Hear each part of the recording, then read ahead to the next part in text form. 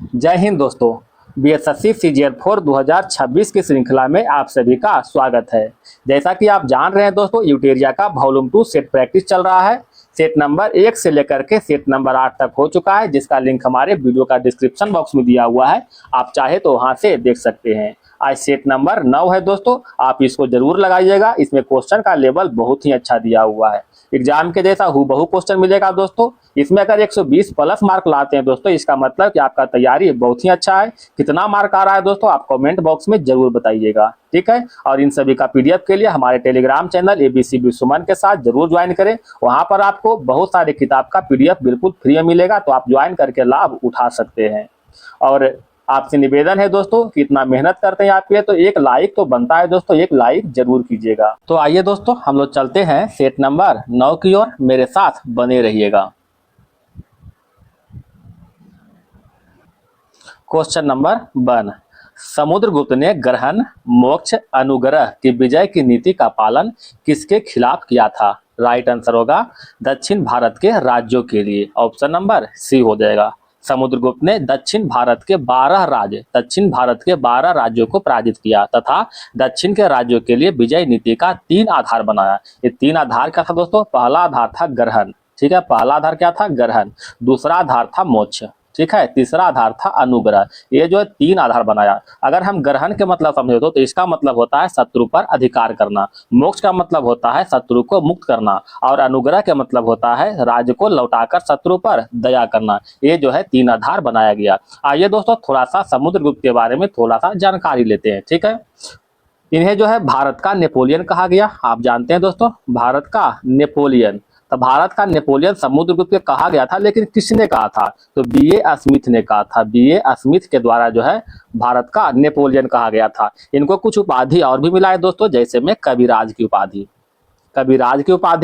परम भागवत की उपाधि, परम भागवत की उपाधि। ये सभी उपाधि जो है समुद्रगुप्त को दिया गया है। इन्हीं के सिक्के पर जो है बीना बजाते हुए दिखाया गया है, ठीक है। प्रयाग प्रशास्ति की रचना किसने किया था? तो प्रयाग प्रशास्ति की रचना हरिसेन ने किया था। इसमें एक अच्छा क्वेश्चन आता है दोस्तों कि जो प्रयाग प्रशास्ति की रचना हुआ है किस भाषा में हुआ था? तो याद रखिएगा, चंपू भाषा में हुआ था, ठीक है। चंपू भाषा में प्रयाग प्रशास्ति की रचना हुआ था, ठीक है। और ये जो हरिसेन है समुद्रगुप्त के दरबारी कवि थे। क्वेश्चन नंबर आगे बढ़ते हैं 2 की ओर। प्राचीन भारत का नेपोलियन किसे कहा जाता है? अभी बताएं दोस्तों। तो प्राचीन भारत का नेपोलियन समुद्रगुप्त को कहते हैं। किसने कहा था? तो बीए स्मिथ ने कहा था। बीए स्मिथ ने कहा था। क्वेश्चन नंबर 3, मगध के प्रथम राजधानी कौन सी थी? मगध के प्रथम राजधानी गिरिब्रज, जिसे राजगीर के नाम से भी जाने जाते हैं, ये मगध के प्रथम राजधानी हो। अगर मगध के द्वितीय राजधानी की बात करें दोस्तों, सेकेंड राजधानी का, तो सेकेंड राजधानी हो जाएगा पाटलिपुत्र। पाटलिपुत्र इसका सेकेंड राजधानी हुआ। ये जो पाटलिपुत्र है दोस्तों, उदय ने राजगृह से हटाकर पाटलिपुत्र राजधानी बनाया था, ठीक है। हम जो है ये जो राजगृह की बात कर रहे हैं दोस्तों, गिरिब्रज की बात करते हैं, तो यहाँ पर जो है प्रथम बौद्ध संगति हुआ था। प्रथम बौद्ध संगति हुआ था, आप जानते होंगे, प्रथम बौद्ध संगति हुआ था, जो कि 483 बीसी में, 483 ईस्वी पूर्व में अजात शत्रु के शासनकाल में हुआ था। अजात शत्रु के शासनकाल में हुआ था, ठीक है। अगर मगध के संस्थापक की बात करते हैं दोस्तों, तो संस्थापक इसका हो जाएगा बृहद्रथ। याद रखिएगा। क्वेश्चन नंबर आगे बढ़ते हैं। क्वेश्चन नंबर 4, दिल्ली सल्तनत में कृषि पर लगाने वाले कर को क्या कहते थे? तो कृषि पर लगाने वाले कर को खराज कहते थे। ऑप्शन नंबर सी हो जाएगा, ठीक है। खराज कृषि पर लगने वाले कर होता था, जो कि उत्पादन का 50% लिया जाता था। अगर हम खुम्स की बात करते हैं दोस्तों, तो यह लूट का माल होता था। लूट का माल जिसे सैनिक और राजकोष के बीच बांटा जाता था। अगर हम जकात की बात करते हैं दोस्तों, तो यह जो है मुसलमानों से लिया जाने वाला एक धार्मिक कर है। मुसलमानों से लिया जाने वाला एक धार्मिक कर है जकात, ठीक है। एक और आता है दोस्तों, जिसका नाम है जजिया। जजिया क्या दोस्तों? जजिया जो है गैर मुसलमानों से लिया जाने वाला सुरक्षा कर था, ठीक है, सुरक्षा कर। क्वेश्चन नंबर 5, मुगल काल में संबंधित विभिन्न विभागों एवं पदाधिकारियों के सूची दिया गया है दोस्तों, इसको है मिलान करना है, तो मिलान कीजिएगा। कहता प्रांतों के प्रशासक को सूबेदार कहते थे। प्रांतों के प्रशासक को सूबेदार। प्रांतों के वित्तीय अधिकारी को दीवान कहते थे, ठीक है, दीवान। धार्मिक और धर्मार्थ किए जाने वाले कार्यों के मंत्री, धार्मिक और धर्मार्थ किए जाने वाले कार्यों के मंत्री को सदर कहते थे। ठीक है। सेना नायक को फौजदार कहते थे। तो इस तरह से इसका राइट आंसर होगा ऑप्शन नंबर बी हो जाएगा। ठीक है। इसमें कुछ और भी है दोस्तों, जैसे में कोतवाल। कोतवाल क्या है दोस्तों? तो कोतवाल जो है सेना का मतलब नगर पुलिस अधिकारी। ठीक है। कोतवाल क्या था दोस्तों? नगर पुलिस अधिकारी, नगर पुलिस अधिकारी। एक है दोस्तों बख्शी। बख्शी क्या है दोस्तों? तो सैनिक जो है वेतन अधिकारी, जो सैनिक जो है वेतन लेने वाला है तो उसको कहते थे बख्शी। क्वेश्चन नंबर बढ़ते हैं 6 की ओर। बहमनी राज्य के संस्थापक कौन थे? बहमनी राज्य के संस्थापक Alauddin Hasan. Option number A हो जाएगा। अलाउद्दीन हसन ने बहमनी राज्य की स्थापना 1347 में किया था। 1347 में। बहमनी साम्राज्य जो है एक इस्लामी राज्य था। ठीक है। ये क्या था? इस्लामी राज्य था। इस साम्राज्य का प्रमुख प्रतिद्वंदी विजयनगर था। इसका प्रतिद्वंदी क्या था दोस्तों? विजयनगर। जैसे में भारत का प्रतिद्वंदी कौन है? पाकिस्तान है। उसी तरह जो है बहमनी साम्राज्य की राजधानी मतलब इसका प्रतिद्वंदी है ना विजयनगर था। अगर हम विजयनगर की बात करते हैं दोस्तों तो इसका स्थापना जो है हरिहर और बुक्का ने किया था। हरिहर और बुक्का के द्वारा जो है 1337 में किया था। 1336 में दोस्तों, सॉरी 1336 में जो है इसका स्थापना हुआ था। ठीक है। अपने पिता संगम के नाम पर यहाँ पर संगम राजवंश की स्थापना किया गया था। यहाँ एक जो है प्रमुख जो है शासक था जिसका नाम था कृष्णदेव राय, जो कि तुलुप वंश से संबंधित थे। क्वेश्चन नंबर आगे बढ़ते हैं दोस्तों, क्वेश्चन नंबर 7 की ओर। हल्दी घाटी के युद्ध में महाराणा प्रताप की सेना के सेनापति कौन थे? तो महाराणा प्रताप के सेना के सेनापति हकीम खां थे। ऑप्शन नंबर सी हो जाएगा। हम हल्दी घाटी के युद्ध की बात कर रहे हैं दोस्तों, तो यह 1576 में हुआ था। किसके बीच? महाराणा प्रताप और किसके बीच दोस्तों? एक जो है अकबर के बीच हुआ था। अकबर के बीच हुआ था। तो महाराणा प्रताप के सेनापति हकीम खां हो गया। अगर अकबर के सेनापति की बात करते हैं दोस्तों तो मानसिंह थे अकबर के सेनापति। क्वेश्चन नंबर बढ़ते हैं 8 की ओर। निम्नलिखित युग्म में से कौन सा सुमेलित नहीं है? बताइएगा कौन सा सुमेलित नहीं है। कहता है लॉर्ड नॉर्थब्रुक। ये जो है 1773 का रेगुलेटिंग एक्ट के तहत। ये बिल्कुल सही है दोस्तों। कहता है चिर अस्थायी बंदोबस्त जो है लॉर्ड कॉर्नवालिस के शासनकाल में हुआ है। ये भी सही है। सती प्रथा का उन्मूलन लॉर्ड विलियम बेंटिक के शासनकाल में। ये भी सत्य है। भारतीय शिक्षा का कार्यवृत्त लॉर्ड कैनिंग के शासनकाल में। ये गलत है दोस्तों। भारतीय शिक्षा का जो है कार्यवृत्त जो है भारतीय शिक्षा के कार्यवृत्त जो है लॉर्ड डलहौजी के शासनकाल में हुआ था। लॉर्ड डलहौजी के शासनकाल में हुआ था। तो इसको याद रखिएगा, Lord Dalhousie. Option number D क्या हो जाएगा? सुमेलित नहीं है। क्वेश्चन नंबर बढ़ते हैं 9 की ओर। गांधी इरविन समझौते में निम्नलिखित में से क्या सम्मिलित था? बताइएगा दोस्तों क्या सम्मिलित था। तो कहता राउंड टेबल कॉन्फ्रेंस में भाग लेने के लिए कांग्रेस को आमंत्रित करना। ये सही है। सविनय अवज्ञा आंदोलन के संबंध में जारी किए गए अध्यादेश को वापस लेना। ये भी सत्य है। पुलिस की ज्यादतियों की जांच करने हेतु गांधी जी के सुझाव की स्वीकृति। ये गलत है दोस्तों। ठीक है। केवल उन्हीं कैदियों को रिहाई जिन पर हिंसा का अभियोग नहीं था। ये भी सत्य है।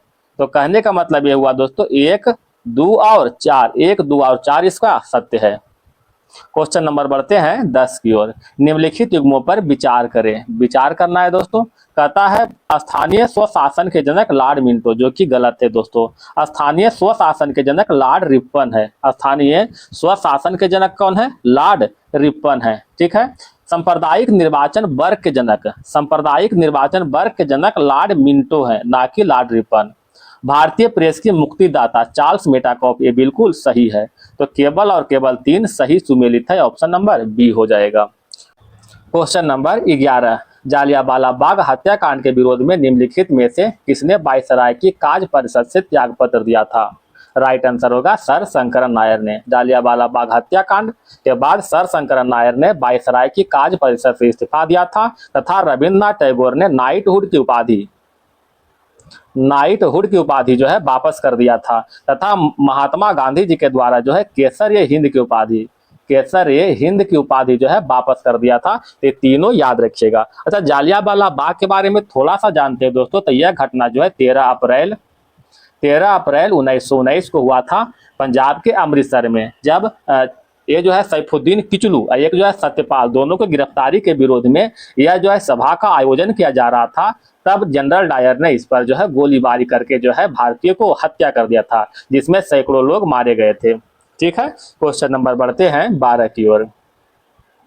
राजनीतिक सुधारों को लेकर विरोध करने वाले पहले भारतीय कौन थे? राइट आंसर होगा दादा भाई नौरोजी। दादा भाई नौरोजी की बात करते हैं दोस्तों, तो इन्होंने जो है धन निकासन का सिद्धांत दिया था। धन निकासन का सिद्धांत जो है दादा भाई नौरोजी के द्वारा ही दिया गया था। इन्होंने जो है मंच से जो है स्वराज शब्द का प्रयोग किया था। स्वराज शब्द का प्रयोग जो है मंच से, ध्यान रखिएगा दोस्तों कि मंच से स्वराज शब्द का प्रयोग करने वाले प्रथम भारतीय दादा भाई नौरोजी। और केवल अगर पूछेगा कि स्वराज शब्द का सर्वप्रथम प्रयोग किसने किया था, तो स्वामी दयानंद सरस्वती ने किया था, ये ध्यान रखिएगा। तो कौन मंच से क्या था दोस्तों? तो कलकत्ता अधिवेशन 1917, कलकत्ता अधिवेशन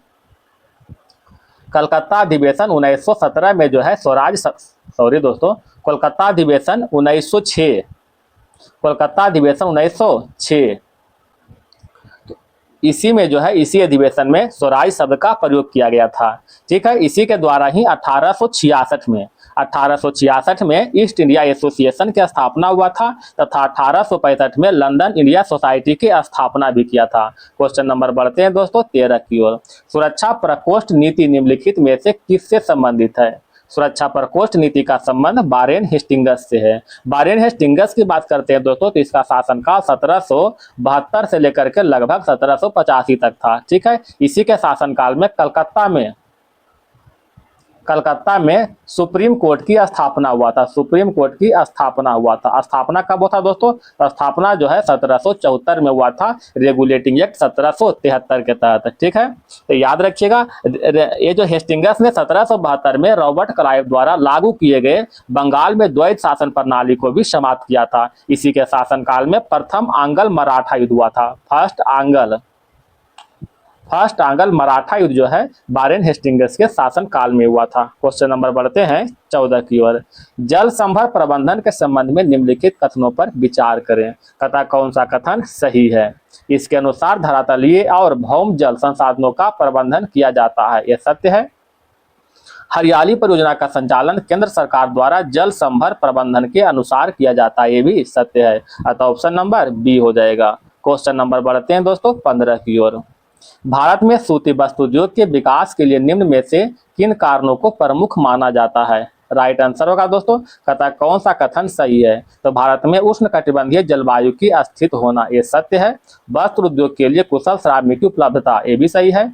लोगों को परंपरागत रूप से इस उद्योग में संलग्न होना, ये भी सत्य है। कपास उत्पादन की प्रतिकूल स्थिति, ये गलत है दोस्तों। प्रतिकूल स्थिति नहीं, अनुकूल स्थिति यहाँ पर होगा, तो ये गलत हो जाएगा। तो 1, 2 और 3 तीनों के तीनों सत्य है। ऑप्शन नंबर सी हो जाएगा।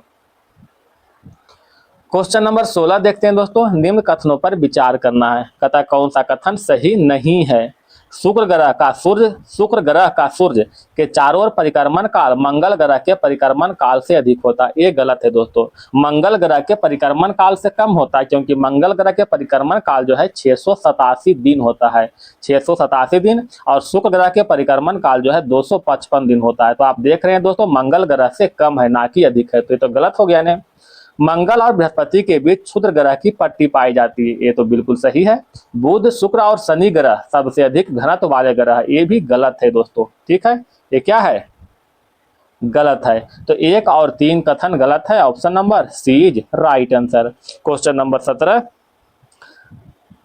धरातल पर उत्पन्न विभिन्न प्रकार के भूकंप तथा उनके उत्पन्न होने के कारण से संबंधित दिए गए युग्म पर विचार कीजिए। विचार करना है दोस्तों। विचार क्या करना है? कथा विवर्तनिक भूकंप। विवर्तनिक भूकंप जो है भ्रांश तल के किनारे चट्टानों का खिसकना, ये बिल्कुल सही है। ठीक है, भ्रांश तल के किनारे चट्टानों को खिसकना, उसे विवर्तनिक भूकंप कहते हैं। विस्फोट भूकंप कथा खनन क्षेत्रों में अधिक होता है, ये गलत है दोस्तों। विस्फोट भूकंप जो है खासकर जो है परमाणु या फिर रासायनिक विस्फोट से जो भूकंप होता है उसे ही विस्फोट भूकंप कहते हैं। नियात भूकंप क्या है दोस्तों? तो खनन क्षेत्र वाले जो है अधिक भूकंप को नियात भूकंप कहते हैं। जो खनन क्षेत्र में अधिक मतलब खनन होता है उसी को नियात भूकंप कहते हैं। क्वेश्चन नंबर बढ़ते हैं, तो इसका राइट आंसर क्या होगा दोस्तों? अब तो केवल और केवल एक सही है, ऑप्शन नंबर ए हो जाएगा। क्वेश्चन नंबर बढ़ते हैं 18 की ओर। निम्नलिखित में से अग्नेय चट्टान के संबंध में कौन सा कथन असत्य है? कौन सा कथन असत्य है देखिएगा दोस्तों।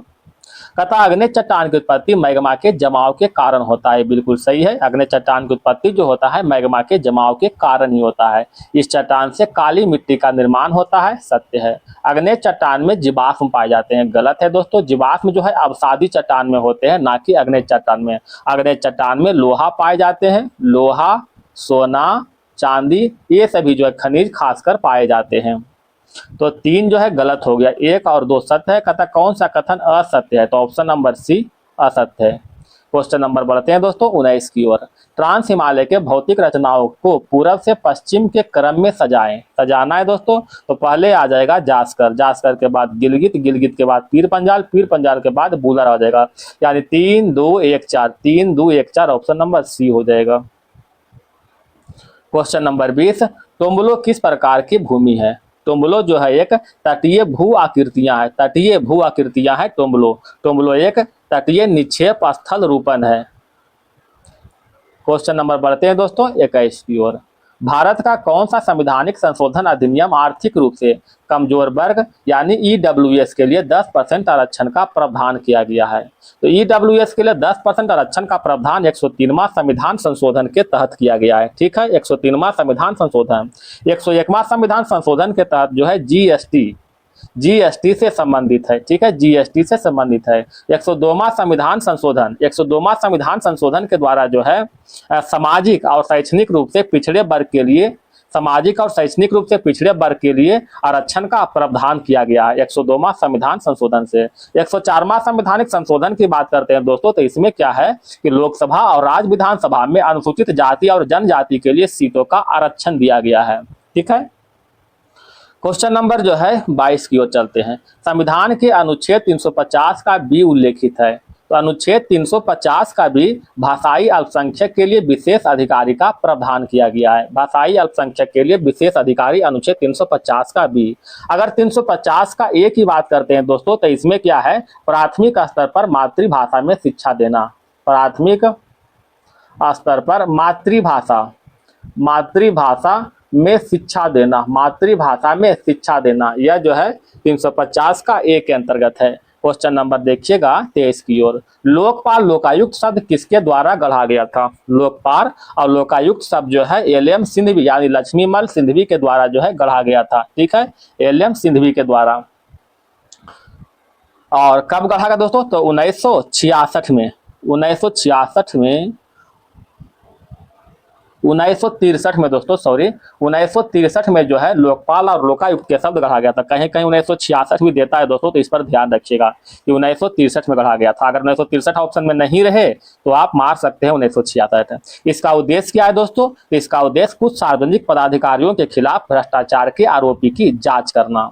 क्वेश्चन नंबर बढ़ते हैं 24 की ओर। भारतीय संविधान का कौन सा अनुच्छेद राज्यों और केंद्र सरकार के बीच शक्तियों और जिम्मेदारियों का वितरण प्रदान करता है? राइट आंसर होगा अनुच्छेद 246, ऑप्शन नंबर सी हो जाएगा। संघ और राज्य के बीच शक्तियों के बंटवारा की बात करता है दोस्तों, तो इसके तहत 3 सूची बनाया गया है। संघ सूची हो जाएगा, राज्य सूची हो जाएगा, एक जो है समावर्ती सूची। समावर्ती सूची, संघ सूची के अंतर्गत जो है वर्तमान में जो है 100 विषय शामिल है। राज्य सूची के अंतर्गत वर्तमान में 61 विषय है और समावर्ती सूची के अंतर्गत 52 विषय को सम्मिलित किया गया है। क्वेश्चन नंबर बढ़ते हैं दोस्तों 25 की ओर।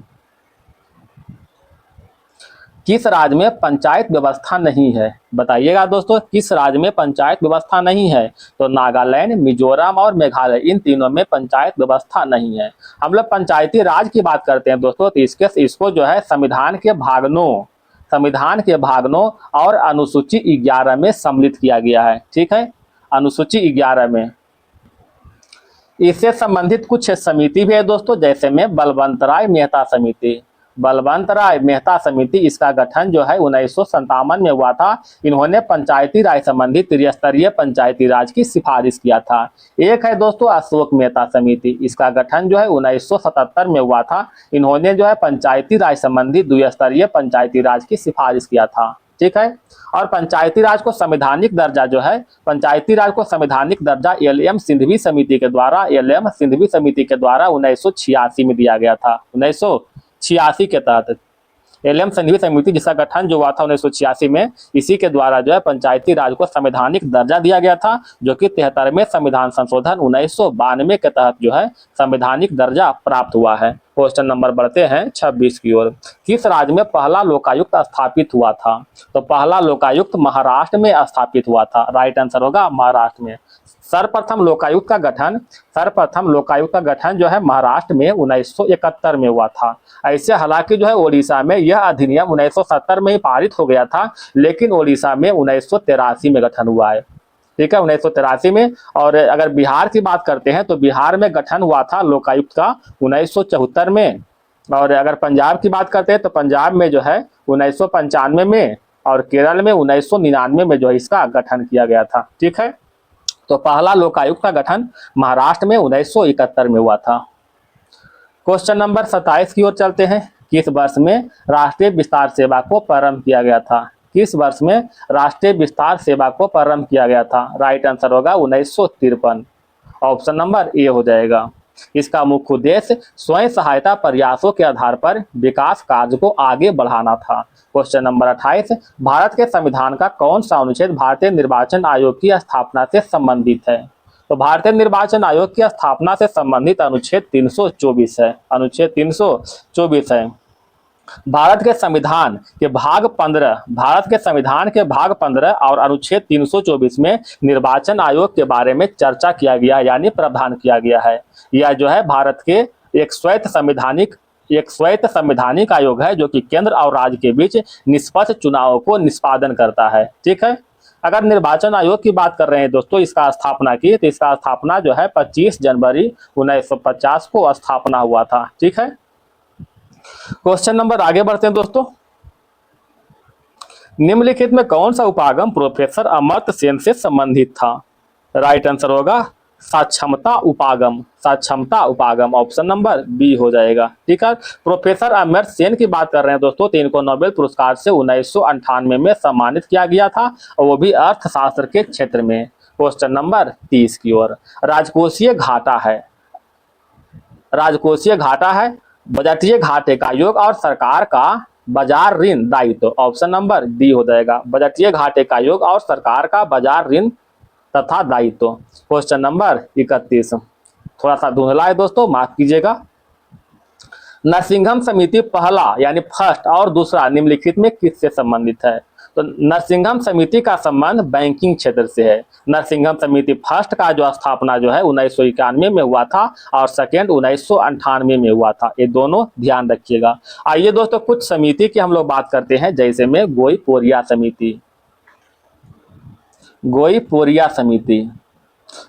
समिति का गठन 1990 में हुआ था, बैंकिंग क्षेत्र से संबंधित है।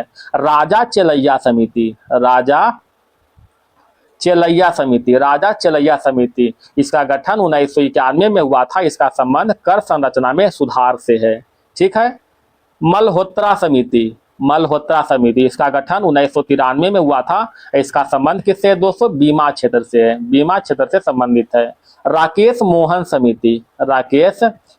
समिति इसका गठन 1996 में हुआ था, और इसका संबंध जो है बुनियादी ढांचा में वित्तीयन से है। ठीक है, बुनियादी ढांचा में वित्तीयन से। तारापोर समिति इसका गठन 1997 में हुआ था, इसका संबंध पूंजी खाते में परिवर्तनता से है। ठीक है, केलकर समिति गठन 2012 में हुआ था। इसका संबंध प्रत्यक्ष एवं अप्रत्यक्ष कर के सुधार से है। रंगराजन समिति गठन 2012 में हुआ था, संबंध गरीबी रेखा से है। ठीक है, अभी हम शायद लगता है गलती बोले दोस्तों, केलकर समिति के बारे में हमें ध्यान नहीं है। केलकर समिति के गठन जो है 2002 में हुआ था। ठीक है, केलकर समिति 2002 में और रंगराजन समिति 2012 में। हमें ऐसा लगा दोस्तों कि हमें गलती बोले हैं। ठीक है, क्वेश्चन नंबर देखिएगा 32 की ओर। औद्योगिक नीति प्रस्ताव 1956 के संदर्भ में कौन सा कथन असत्य है? असत्य को छांटना है। कथा इसका लक्ष्य भारी उद्योग पर सरकार का नियंत्रण स्थापित करना था, ये सत्य है। इसके अंतर्गत उद्योगों को 3 वर्गों में विकृत किया गया, ये भी सत्य है।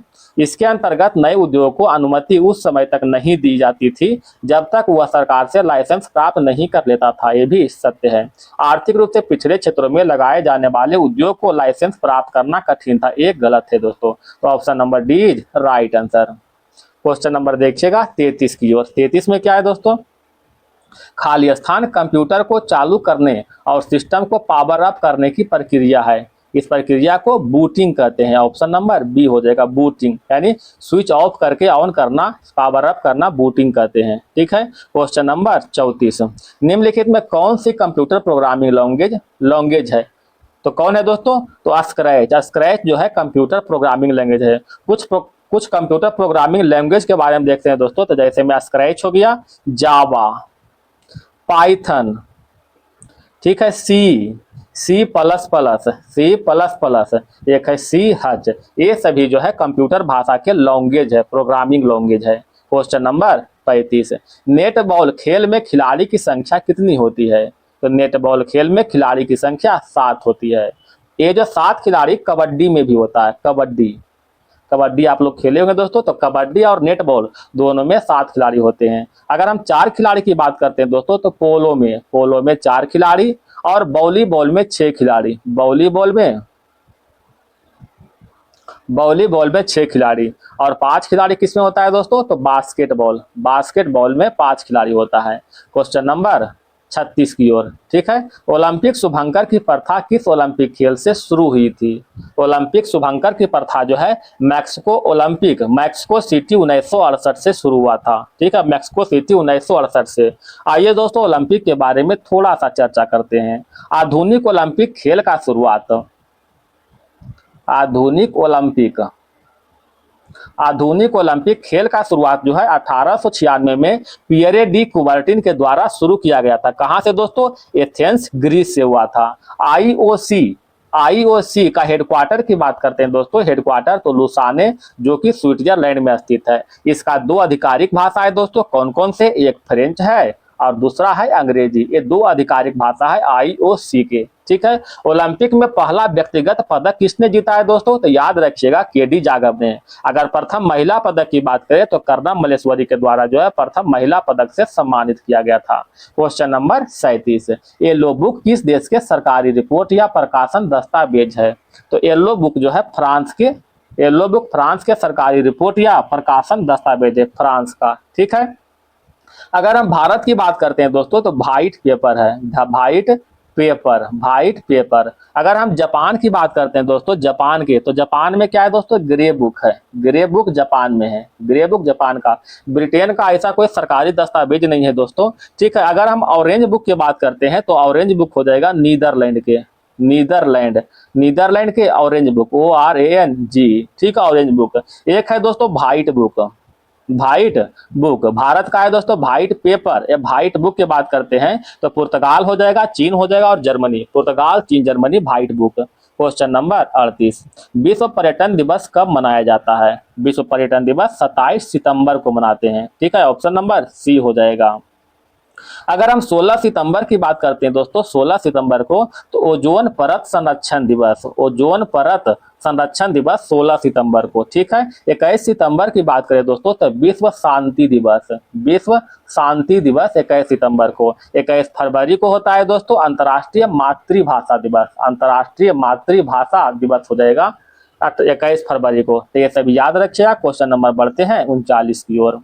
निम्नलिखित में कौन सा युग्म सही सुमेलित नहीं है? मोसाद किसका है दोस्तों? इजराइल का, ये सही है। सबाक जो है इराक दिया, जो कि गलत है दोस्तों। सबाक जो है ईरान का है। सबाक किसका है? ईरान का गुप्तचर संस्था है। ठीक है। और ये जो है इराक में कौन है दोस्तों? इराक के गुप्तचर संस्था का नाम है अल मुखबरात किसका है दोस्तों? इराक का। और सबाक किसका है? तो ईरान का। सबाक ईरान का हो जाएगा। मिस्र का हो जाएगा मुखबरात हो जाएगा और जापान का हो जाएगा नाइचो। ये सभी जो है गुप्तचर संस्था है। इसका राइट आंसर क्या होगा? ऑप्शन नंबर बी क्या था? गलत था कथन। क्वेश्चन नंबर देखिएगा 40 की ओर। मुखौटा नृत्य निम्नलिखित में किस राज्य का लोक नृत्य है? तो मुखौटा नृत्य अरुणाचल प्रदेश का लोक नृत्य है। अगर हम आंध्र प्रदेश की बात करते हैं दोस्तों तो यहाँ का लोक नृत्य है कुचिपुड़ी। आप लोग नाम सुने होंगे कुचिपुड़ी। एक और है दोस्तों धिमासा जो है कहाँ के दोस्तों? आंध्र प्रदेश के है। ठीक है। अगर उत्तर प्रदेश की बात करते हैं दोस्तों तो यहाँ का है कथक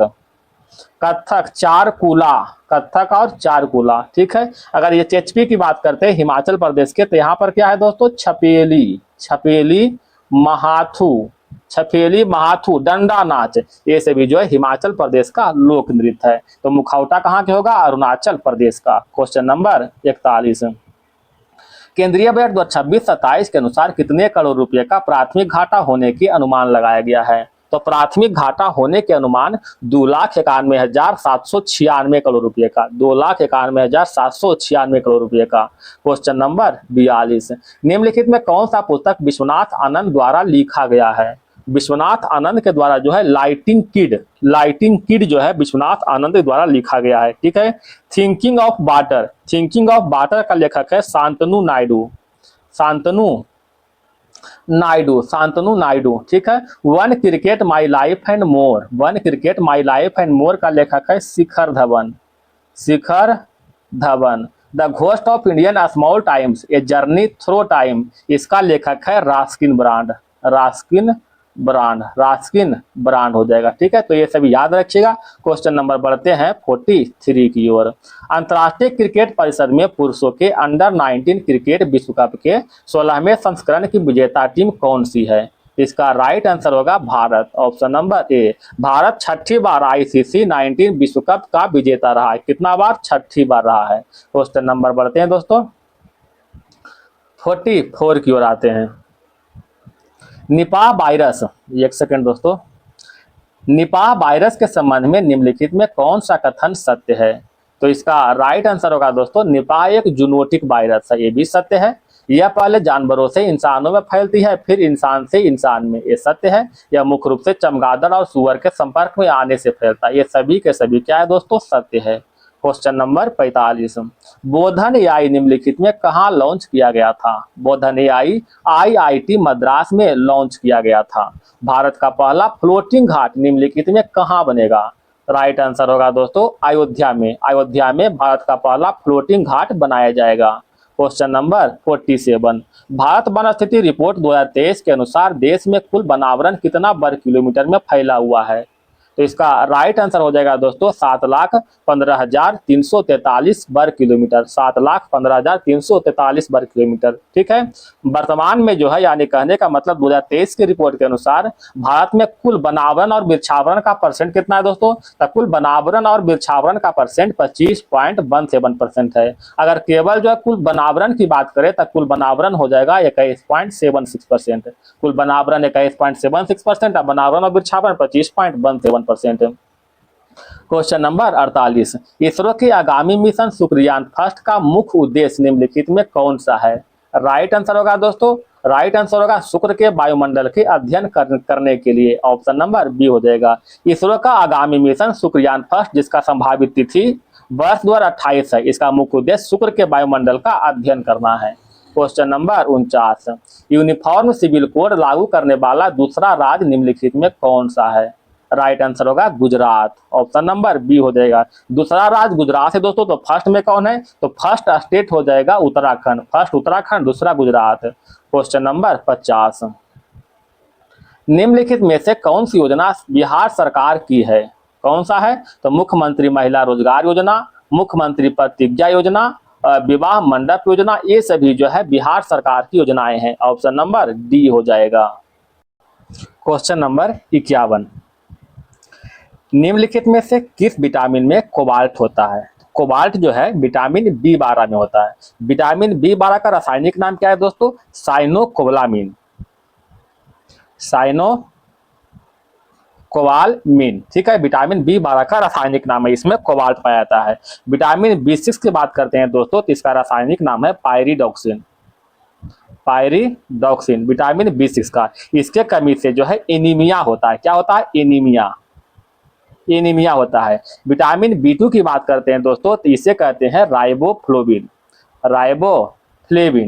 राइबोफ्लेविन। इसके कमी से जो है किलोसिस नामक रोग होता है। विटामिन B1 की बात करते हैं दोस्तों तो इसे क्या कहते हैं? मालूम होगा ही आपको, थायमिन। विटामिन B1 से थायमिन होता है। ठीक है। तो क्वेश्चन नंबर आगे बढ़ते हैं दोस्तों, क्वेश्चन नंबर 52 की ओर। निश्वसन के समय डायफ्राम हो जाता है, निश्वसन के समय डायफ्राम गुंबदाकार हो जाता है, गुंबदाकार। क्वेश्चन नंबर 53, हीमोग्लोबिन का कार्य है, हीमोग्लोबिन का कार्य ऑक्सीजन का परिवहन करना। ऑप्शन नंबर 1 हो जाएगा। हीमोग्लोबिन खास करके जो है आरबीसी में पाया जाता है, रेड ब्लड सेल। अच्छा, ये जो रेड ब्लड सेल है दोस्तों, इसका जीवन काल होता है 20 से लेकर के 120 दिन तक होता है। याद रखिएगा दोस्तों, 20 से लेकर के 120 दिन तक होता है। क्वेश्चन नंबर 54, मलेरिया कौन सा मच्छर के काटने से होता है? तो मलेरिया जो है पैरासाइट वाले मच्छर के काटने से होता है। ऑप्शन नंबर सी हो जाएगा। हम लोग मलेरिया की बात करते हैं दोस्तों, तो यह एक परजीवी से होता है जो कि प्लाज्मोडियम नामक परजीवी से होता है। प्लाज्मोडियम नामक जो है परजीवी के कारण जो है यह होता है। इससे जो है तिल्ली या फिर आरबीसी प्रभावित होते हैं। इसका खोज जो है यानी ये जो मलेरिया परजीवी है दोस्तों, इसका खोज रोनाल्ड रॉस के द्वारा 1887 में किया गया था, 1887 में। अच्छा, इसका उपचार हेतु जो है कुनैन या फिर क्लोरोक्यूबिनिन दवा का उपयोग करते हैं। क्वेश्चन नंबर बढ़ते हैं 55 की ओर। पादप जगत के प्रथम प्रभाग थाइलोफाइट या शैवाल के संदर्भ में कौन सा कथन सही नहीं है? राइट आंसर होगा दोस्तों, कहता यह पूर्णतः जलीय और अविभेदित पादप है, यह सत्य है। यह पादप वर्णकों की उपस्थिति के आधार पर लाल, पीले और हरे रंग आदि होते हैं, यह भी सत्य है। यूलोथ्रिक्स, क्लाइडोफोरा, अल्बा, रिक्सिया, ये सभी जो है प्रमुख शैवाल का नाम है। ये गलत है दोस्तों, यानी ऑप्शन नंबर ए जो है गलत हो गया। ठीक है, केवल और केवल 3। क्वेश्चन नंबर 56, इसको जो है मिलान करना है दोस्तों, मिलान कीजिएगा। कहता है प्रमस्तिष्क में क्या होता है? स्मृति और तर्क का केंद्र है, स्मृति और तर्क का केंद्र प्रमस्तिष्क है। हाइपोथैलामस ताप का नियंत्रण करता है दोस्तों, ताप नियामन केंद्र। मेडुला ऑब्लांगोटा जो है कहता है श्वसन और हृदय स्पंद की दर को नियंत्रण करता है, श्वसन और हृदय स्पंद की दर को नियंत्रण करता है मेडुला ऑब्लांगोटा। अनुमस्तिष्क से क्या होता है? पेशीय संतुलन होता है। तो इस तरह से राइट आंसर हो जाएगा option number D. Question number 57 की ओर चलते हैं। प्रोकाराइटिक कोशिकाओं की साइटोप्लाज्मिक झिल्ली किससे बनी होती है? बताइएगा। तो इसका राइट आंसर हो जाएगा दोस्तों फास्फोलिपिड्स का, फास्फोलिपिड्स ऑप्शन नंबर 1 हो जाएगा। क्वेश्चन नंबर देखते हैं 58 की ओर। किस जगत में ऐसे जीव शामिल है जो स्वपोषी और बहुकोशिकीय है? किस जगत में ऐसे जीव शामिल है जो स्वपोषी और बहुकोशिकीय है? राइट आंसर होगा पादप जगत, ऑप्शन नंबर 1 हो जाएगा, पादप जगत। क्वेश्चन नंबर 59, निम्नलिखित में से कौन सा असत्य फल का उदाहरण है? असत्य फल कौन सा है दोस्तों? स्ट्रॉबेरी जो है असत्य फल है। असत्य फल की बात करते हैं दोस्तों, तो यह एक ऐसा फल है जो किसी फूल के अंडाशय से नहीं बल्कि फूल के अन्य भागों से बनता है। ठीक है, इसके अंतर्गत स्ट्रॉबेरी हो गया, अंजीर, अनानास, ये सभी जो है असत्य फल का एग्जाम्पल है। दूसरी ओर होता है दोस्तों, एक है सत्य फल। सत्य फल क्या होता है? यह फूल के अंडाशय से बनता है। ठीक है, सत्य फल क्या है दोस्तों? सत्य फल जो है फूल के अंडाशय से बनता है। इसके अंतर्गत आम आता है, आम, संतरा, सेव, ये सभी जो है सत्य फल के अंतर्गत आता है। क्वेश्चन नंबर 60 की ओर। फल, सब्जियां और साबुत अनाज में पाया जाने वाला कौन सा पोषक तत्व एक प्रकार का कार्बोहाइड्रेट है जिसे मनुष्य द्वारा पचाया नहीं जा सकता है? राइट आंसर होगा फाइबर, ऑप्शन नंबर ए। क्वेश्चन नंबर 61, केंद्राभिमुखी बल किसके लिए जिम्मेदार है? केंद्राभिमुखी बल किसके लिए जिम्मेदार है? तो राइट आंसर होगा वस्तु के वृत्ताकार पथ पर गतिमान रखना, option number B. Question number 62, एक बस सीधे रास्ते पर चल रही और अचानक दाईं ओर एक तेज मोड़ लेती है, बस में बैठे यात्री किस ओर झुकेंगे? तो इसका राइट आंसर होगा दोस्तों बाईं ओर झुकेंगे, ऑप्शन नंबर सी हो जाएगा, बाईं ओर। क्वेश्चन नंबर 63, जब प्रकाश एक माध्यम से दूसरे माध्यम में जाता है तो निम्न में से कौन सी नहीं बदलती है या फिर नहीं बदलता है? तो इसका राइट आंसर होगा आवृत्ति। बाकी वेग, तरंगदैर्घ्य और अपवर्तनांक सभी बदलता है, लेकिन आवृत्ति जो है नहीं बदलता है। ठीक है। क्वेश्चन नंबर 64, दृष्टि की खराबी निकट दृष्टि को नाम से जाना जाते हैं। तो निकट दृष्टि को मायोपिया के नाम से जाते हैं। ठीक है, निकट दृष्टि के दोष के उपचार के लिए अवतल लेंस के चश्मा का उपयोग करते हैं। एक होता है दोस्तों दूरदृष्टि दोष। क्या होता है? दूरदृष्टि दोष। दूरदृष्टि दोष को हाइपरमाइट्रोपिया कहते हैं। इसके उपचार के लिए वो उत्तल लेंस के चश्मा का प्रयोग करते हैं। ठीक है, उत्तल लेंस के चश्मा का प्रयोग करते हैं। दूरदृष्टि दोष में दूर की वस्तु दिखाई देगा लेकिन नजदीक की वस्तु नहीं दिखाई देगा। लेकिन यही अगर निकट दृष्टि दोष रहा तो निकट की वस्तु दिखाई देगा लेकिन दूर की वस्तु नहीं दिखाई देगा। एक क्वेश्चन बताइएगा दोस्तों कि स्पष्ट दृष्टि के न्यूनतम दूरी कितना होता है? राइट आंसर होगा 25 सेंटीमीटर होता है। क्वेश्चन नंबर 65, चुंबकीय सुई किस तरफ संकेत करती है? तो चुंबकीय सुई जो है उत्तर की तरफ संकेत करती है। ऑप्शन नंबर सी हो जाएगा। क्वेश्चन नंबर 66, एक सुचालक को दूसरे चार्ज किए गए सुचालक के पास लाकर बिना संपर्क बनाए चार्ज करने की प्रक्रिया कहलाती है। क्या कहलाती है? तो इसे प्रेरण कहते हैं। प्रेरण कहते हैं। क्वेश्चन नंबर 67, 100 डेसिबल शोर का प्रबलता स्वर संगत होगा। राइट आंसर होगा, इसका राइट आंसर क्या होगा दोस्तों? 100 डेसिबल का एक मशीन शॉप से आने वाले शोरगुल जितना, एक मशीन शॉप से आने वाले शोरगुल जितना जो है 100 डेसिबल का ध्वनि प्रबलता होगा।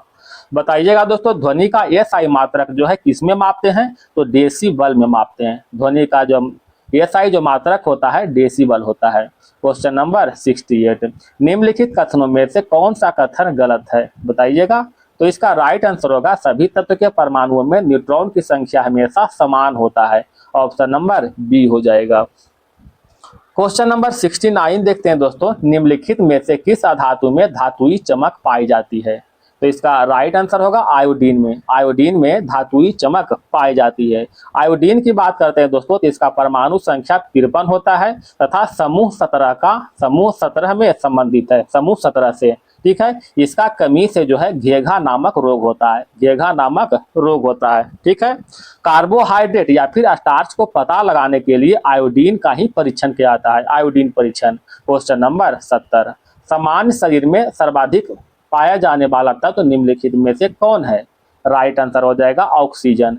ठीक है, ऑक्सीजन की मात्रा हमारे शरीर में लगभग 65% होता है। ठीक है, कार्बन की मात्रा 18% होता है, नाइट्रोजन की मात्रा 3% और हाइड्रोजन की मात्रा जो है 10% होता है। तो सबसे अधिक ऑक्सीजन होता है। क्वेश्चन नंबर 71, अस्थिर आयतन पर किसी निश्चित मात्रा वाली गैस का दबाव उसके परम ताप के समानुपाती होता है। यह नियम किससे संबंधित है? तो यह नियम जो है गैलू-सॉक से संबंधित है। ऑप्शन नंबर सी हो जाएगा। गैलू-सॉक का नियम यानी फार्मूला क्या होता है? P directly proportional to T होता है। यानी जितना अधिक प्रेशर देंगे उतना जो है ताप बढ़ेगा। ठीक है, अगर चार्ल्स के नियम की बात करते हैं दोस्तों तो चार्ल्स का नियम ये बताता है कि स्थिर दाब पर किसी गैस का आयतन जो है परम ताप के समानुपाती होता है। ठीक है, स्थिर दाब पर किसी गैस का आयतन यानी वॉल्यूम जो है परम ताप के समानुपाती होता है। यानी V directly proportional to T होगा। ठीक है, यानी जितना ही मतलब इसमें जो है इसका मतलब ये हुआ कि अगर जितना भी किसी चीज को गर्म करते हैं, मान लिया गैस को हम गर्म करते हैं दोस्तों, उतना क्या होगा? आयतन उसका बढ़ेगा, उतना उसका आयतन बढ़ेगा। जैसे कि आप देखेंगे दोस्तों साइकिल का टायर हो, चाहे मोटरसाइकिल का टायर हो, चाहे किसी भी चीज का टायर हो, आप देखें गर्मी में जब चलता है तो नीचे से अधिक हीट होता है तो क्या होता है? टायर फट जाता है। ठीक है, हीट के कारण। तो V directly proportional to T हो जाएगा। अच्छा, बॉयल के नियम की बात करते हैं दोस्तों तो बॉयल का नियम यह बताता है कि स्थिर ताप पर गैस का दाब जो है उसके आयतन के व्युत्क्रमानुपाती होता है। यानी प्रेशर जो है इन्वर्सली प्रोपोर्शनल टू 1/V हो जाएगा। मतलब प्रेशर जो है डायरेक्टली प्रोपोर्शनल टू 1/V के बराबर हो जाएगा। तो ध्यान रखिएगा, यानी कहने का मतलब यह हुआ कि प्रेशर अगर बढ़ेगा तो वॉल्यूम क्या हो जाएगा? कम जाएगा। ठीक है, अगर प्रेशर घटेगा तो वॉल्यूम बढ़ जाएगा। ठीक है, क्वेश्चन अच्छा आगे देखते हैं दोस्तों 72 की ओर। निम्नलिखित में कौन सा कथन सही सुमेलित नहीं है? देखिएगा, कहता है शून्य समूह में रखे गए तत्व निष्क्रिय तत्व के नाम से जाने जाते हैं। बिल्कुल सत्य है। सबसे भारी धातु ओस्मियम है। सबसे हल्की धातु सोडियम। गलत है दोस्तों, सबसे हल्की धातु लिथियम है। सबसे हल्की धातु लिथियम आता है। तो ये सी नंबर गलत हो गया। क्वेश्चन नंबर 73, निम्नलिखित में कौन सा पोषक तत्व तो आमतौर पर पशु खाद्य में पाया जाता है और इसका उपयोग प्राकृतिक उर्वरक के रूप में किया जाता है? राइट आंसर होगा नाइट्रोजन। ऑप्शन नंबर ए। क्वेश्चन नंबर आते हैं दोस्तों 74, मिलान करना है। मिलान कीजिएगा दोस्तों। हीरा, हीरा क्या है दोस्तों? कार्बन है।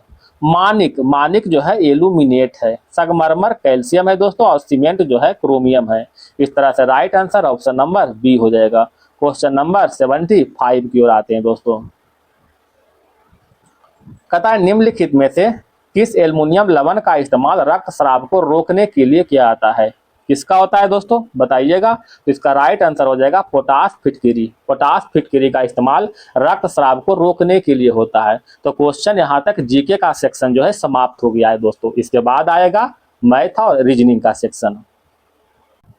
तो आइए दोस्तों हम लोग चलते हैं मैथ रीजनिंग की ओर। क्वेश्चन नंबर 76 से कहता है 4218 में से घटाई जाने वाली वह सबसे छोटी संख्या बताएं जिससे परिणामी संख्या को 13, 17, 19 से विभाजित करने पर हमेशा समान शेषफल, मतलब समान जो शेषफल 10 हो। तो इसमें कुछ नहीं करना है दोस्तों, इन चारों या इन तीनों को 13, 17 और 19 का जो है एलसीएम लेना है। एलसीएम लेने पर दोस्तों इसका एलसीएम आ जाएगा 4199। ठीक है, 4199 आ जाएगा। इसका एलसीएम क्या, इसका एलसीएम केवल तो गुना हो जाएगा ना, 13 गुने 17 गुने 19 हो जाएगा। तो 4199 जो है इसका एलसीएम आ जाएगा। अब कहता है इसमें 10 शेषफल बच रहा है, तो 10 इसमें जोड़ दिया जाए तो 4199, अब प्लस में 10 हो जाएगा। मतलब कितना होगा दोस्तों? 4209। 4209 कहता इतना में से घटाया जाए तो 4218 दिया हुआ है दोस्तों। अब में से जो है 4209 को घटा देंगे। घटाने पर कितना आएगा देख लो, कितना आंसर आएगा? 9 हो जाएगा। इसका right answer option number D हो जाएगा। क्वेश्चन नंबर 77 की ओर आते हैं। कहता है 3 अलग अलग चौराहे पर यातायात से संबंधित बत्तियां क्रमशः 24 सेकंड, 36 सेकंड और 54 सेकंड के बाद रंग बदलती रहती है। यदि वे तीनों जो है 10:15 प्रातः के समय एक साथ रंग बदलती रहती है, तो अगली बार वे तीनों एक साथ किस समय रंग बदलेगी? देखना है दोस्तों, कुछ नहीं करना है दोस्तों, पहले इन तीनों का एलसीएम निकाल लेना है। ठीक है, 24, 36 और 54 का एलसीएम लेना है। ठीक है, इसका एलसीएम लेना है दोस्तों। तो एलसीएम कितना हो जाएगा बता सकते हैं? ठीक है, इसका एलसीएम निकालना है तो पहले 24 और 36 का एलसीएम ले, कितना 36 दूना 72 हो जाएगा। अब 72 और 54 का एलसीएम लेंगे, कितना होगा दोस्तों?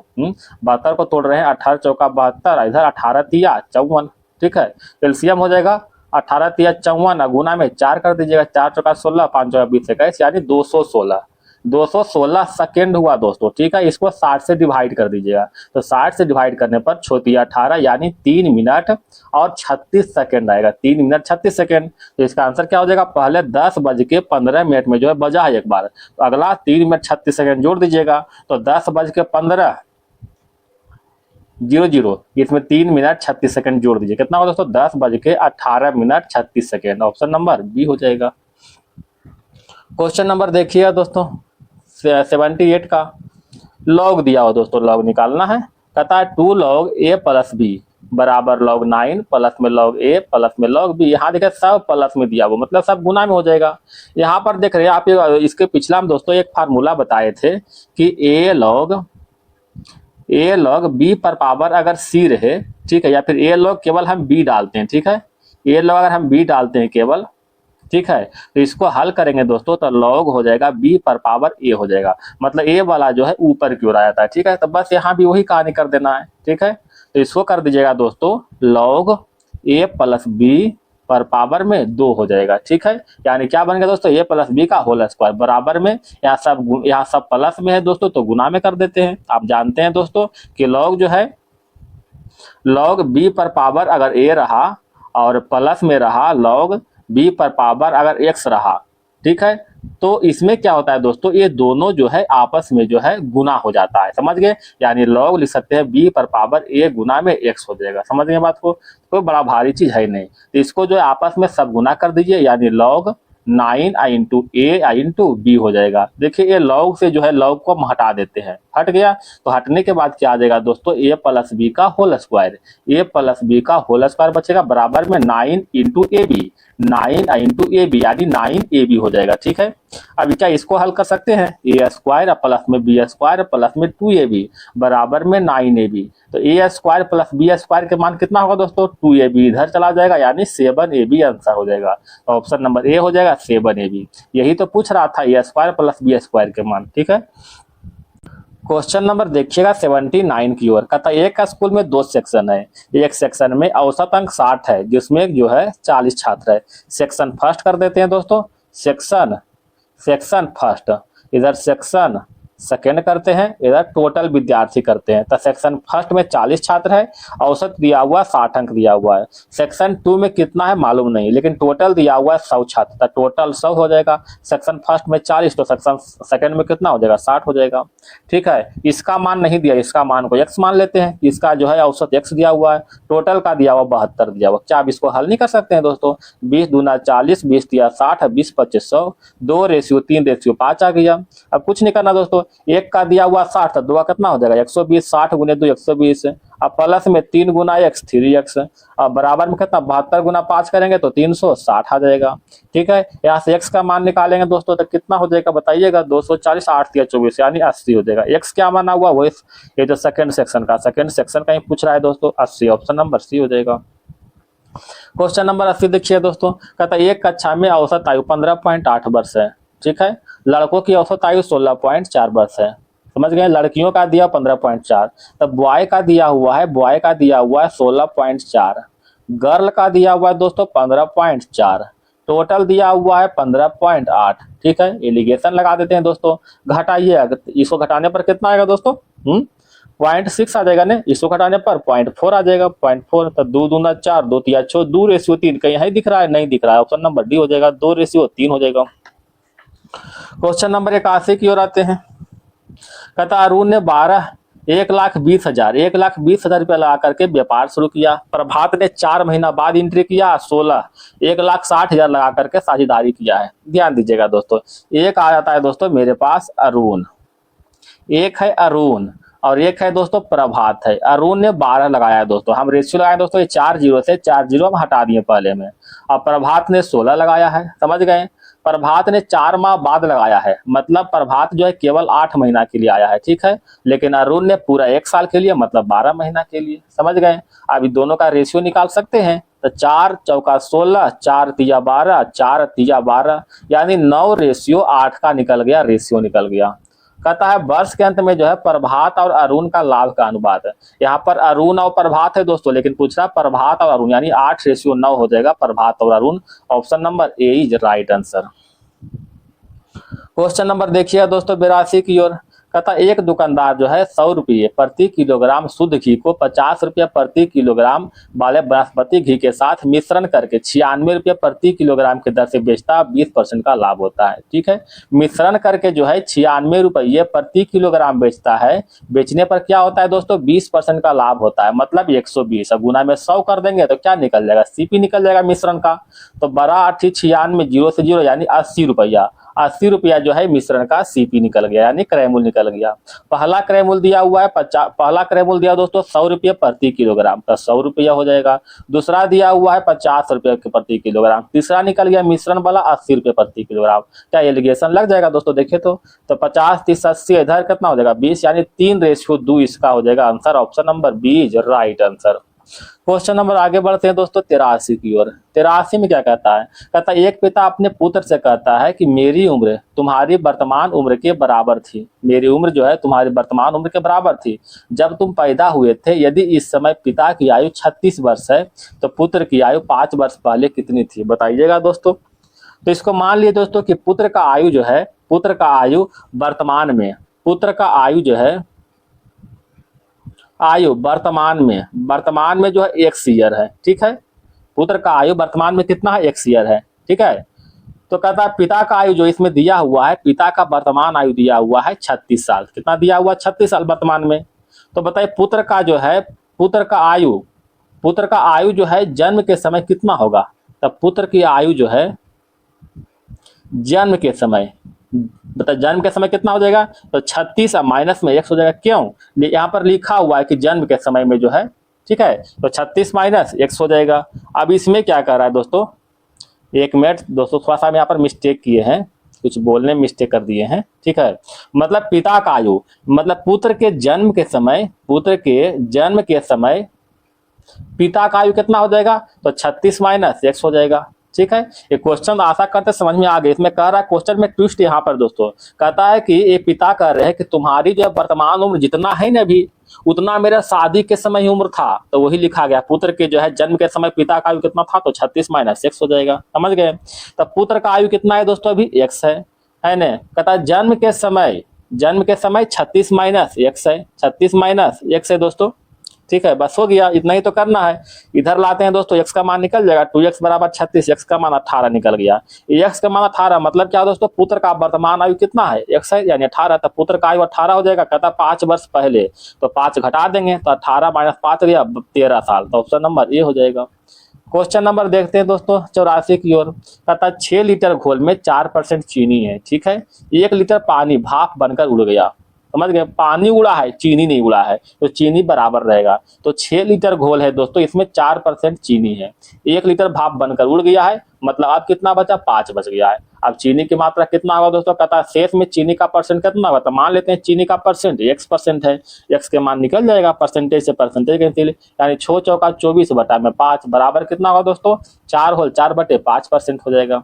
समझ गए बात को। क्वेश्चन नंबर देखते हैं दोस्तों 85 की ओर। 48 मिलीमीटर अल्कोहल में कितना पानी मिलाया जाए जिससे कि 25% अल्कोहल का विलयन बन जाए, ठीक है। 48 मिलीमीटर में जो है कितना पानी मिलाएंगे, तो 48 मिलीमीटर में जो है हम मिलाते हैं, 48 मिलीमीटर में x पानी मिलाते हैं, ठीक। कितना पानी मिलाते हैं दोस्तों, x पानी मिलाते हैं, जिससे क्या होता है 25% अल्कोहल का विलयन बन जाए। तो 25% अल्कोहल का विलयन कितना होगा, देख लीजिएगा इसको। कहता है 25% अल्कोहल का विलयन बन जाए, मतलब 25% मतलब क्या होगा दोस्तों, 25 बटा में 100 हो जाएगा, बराबर में कितना हो जाएगा 48 मिलीलीटर। 25 चौका 100, 48 प्लस में x बराबर 48 गुने 4 कितना होता है दोस्तों, 8 चौका 32 के 2 हाथ में 3, 4 चौका 16 3 19। यहाँ से x का मान निकालेंगे दोस्तों, तो क्या आ जाएगा, देख रहे हैं 144 मिलीमीटर, 144 ऑप्शन नंबर सी हो जाएगा। क्वेश्चन नंबर 86 देखिएगा।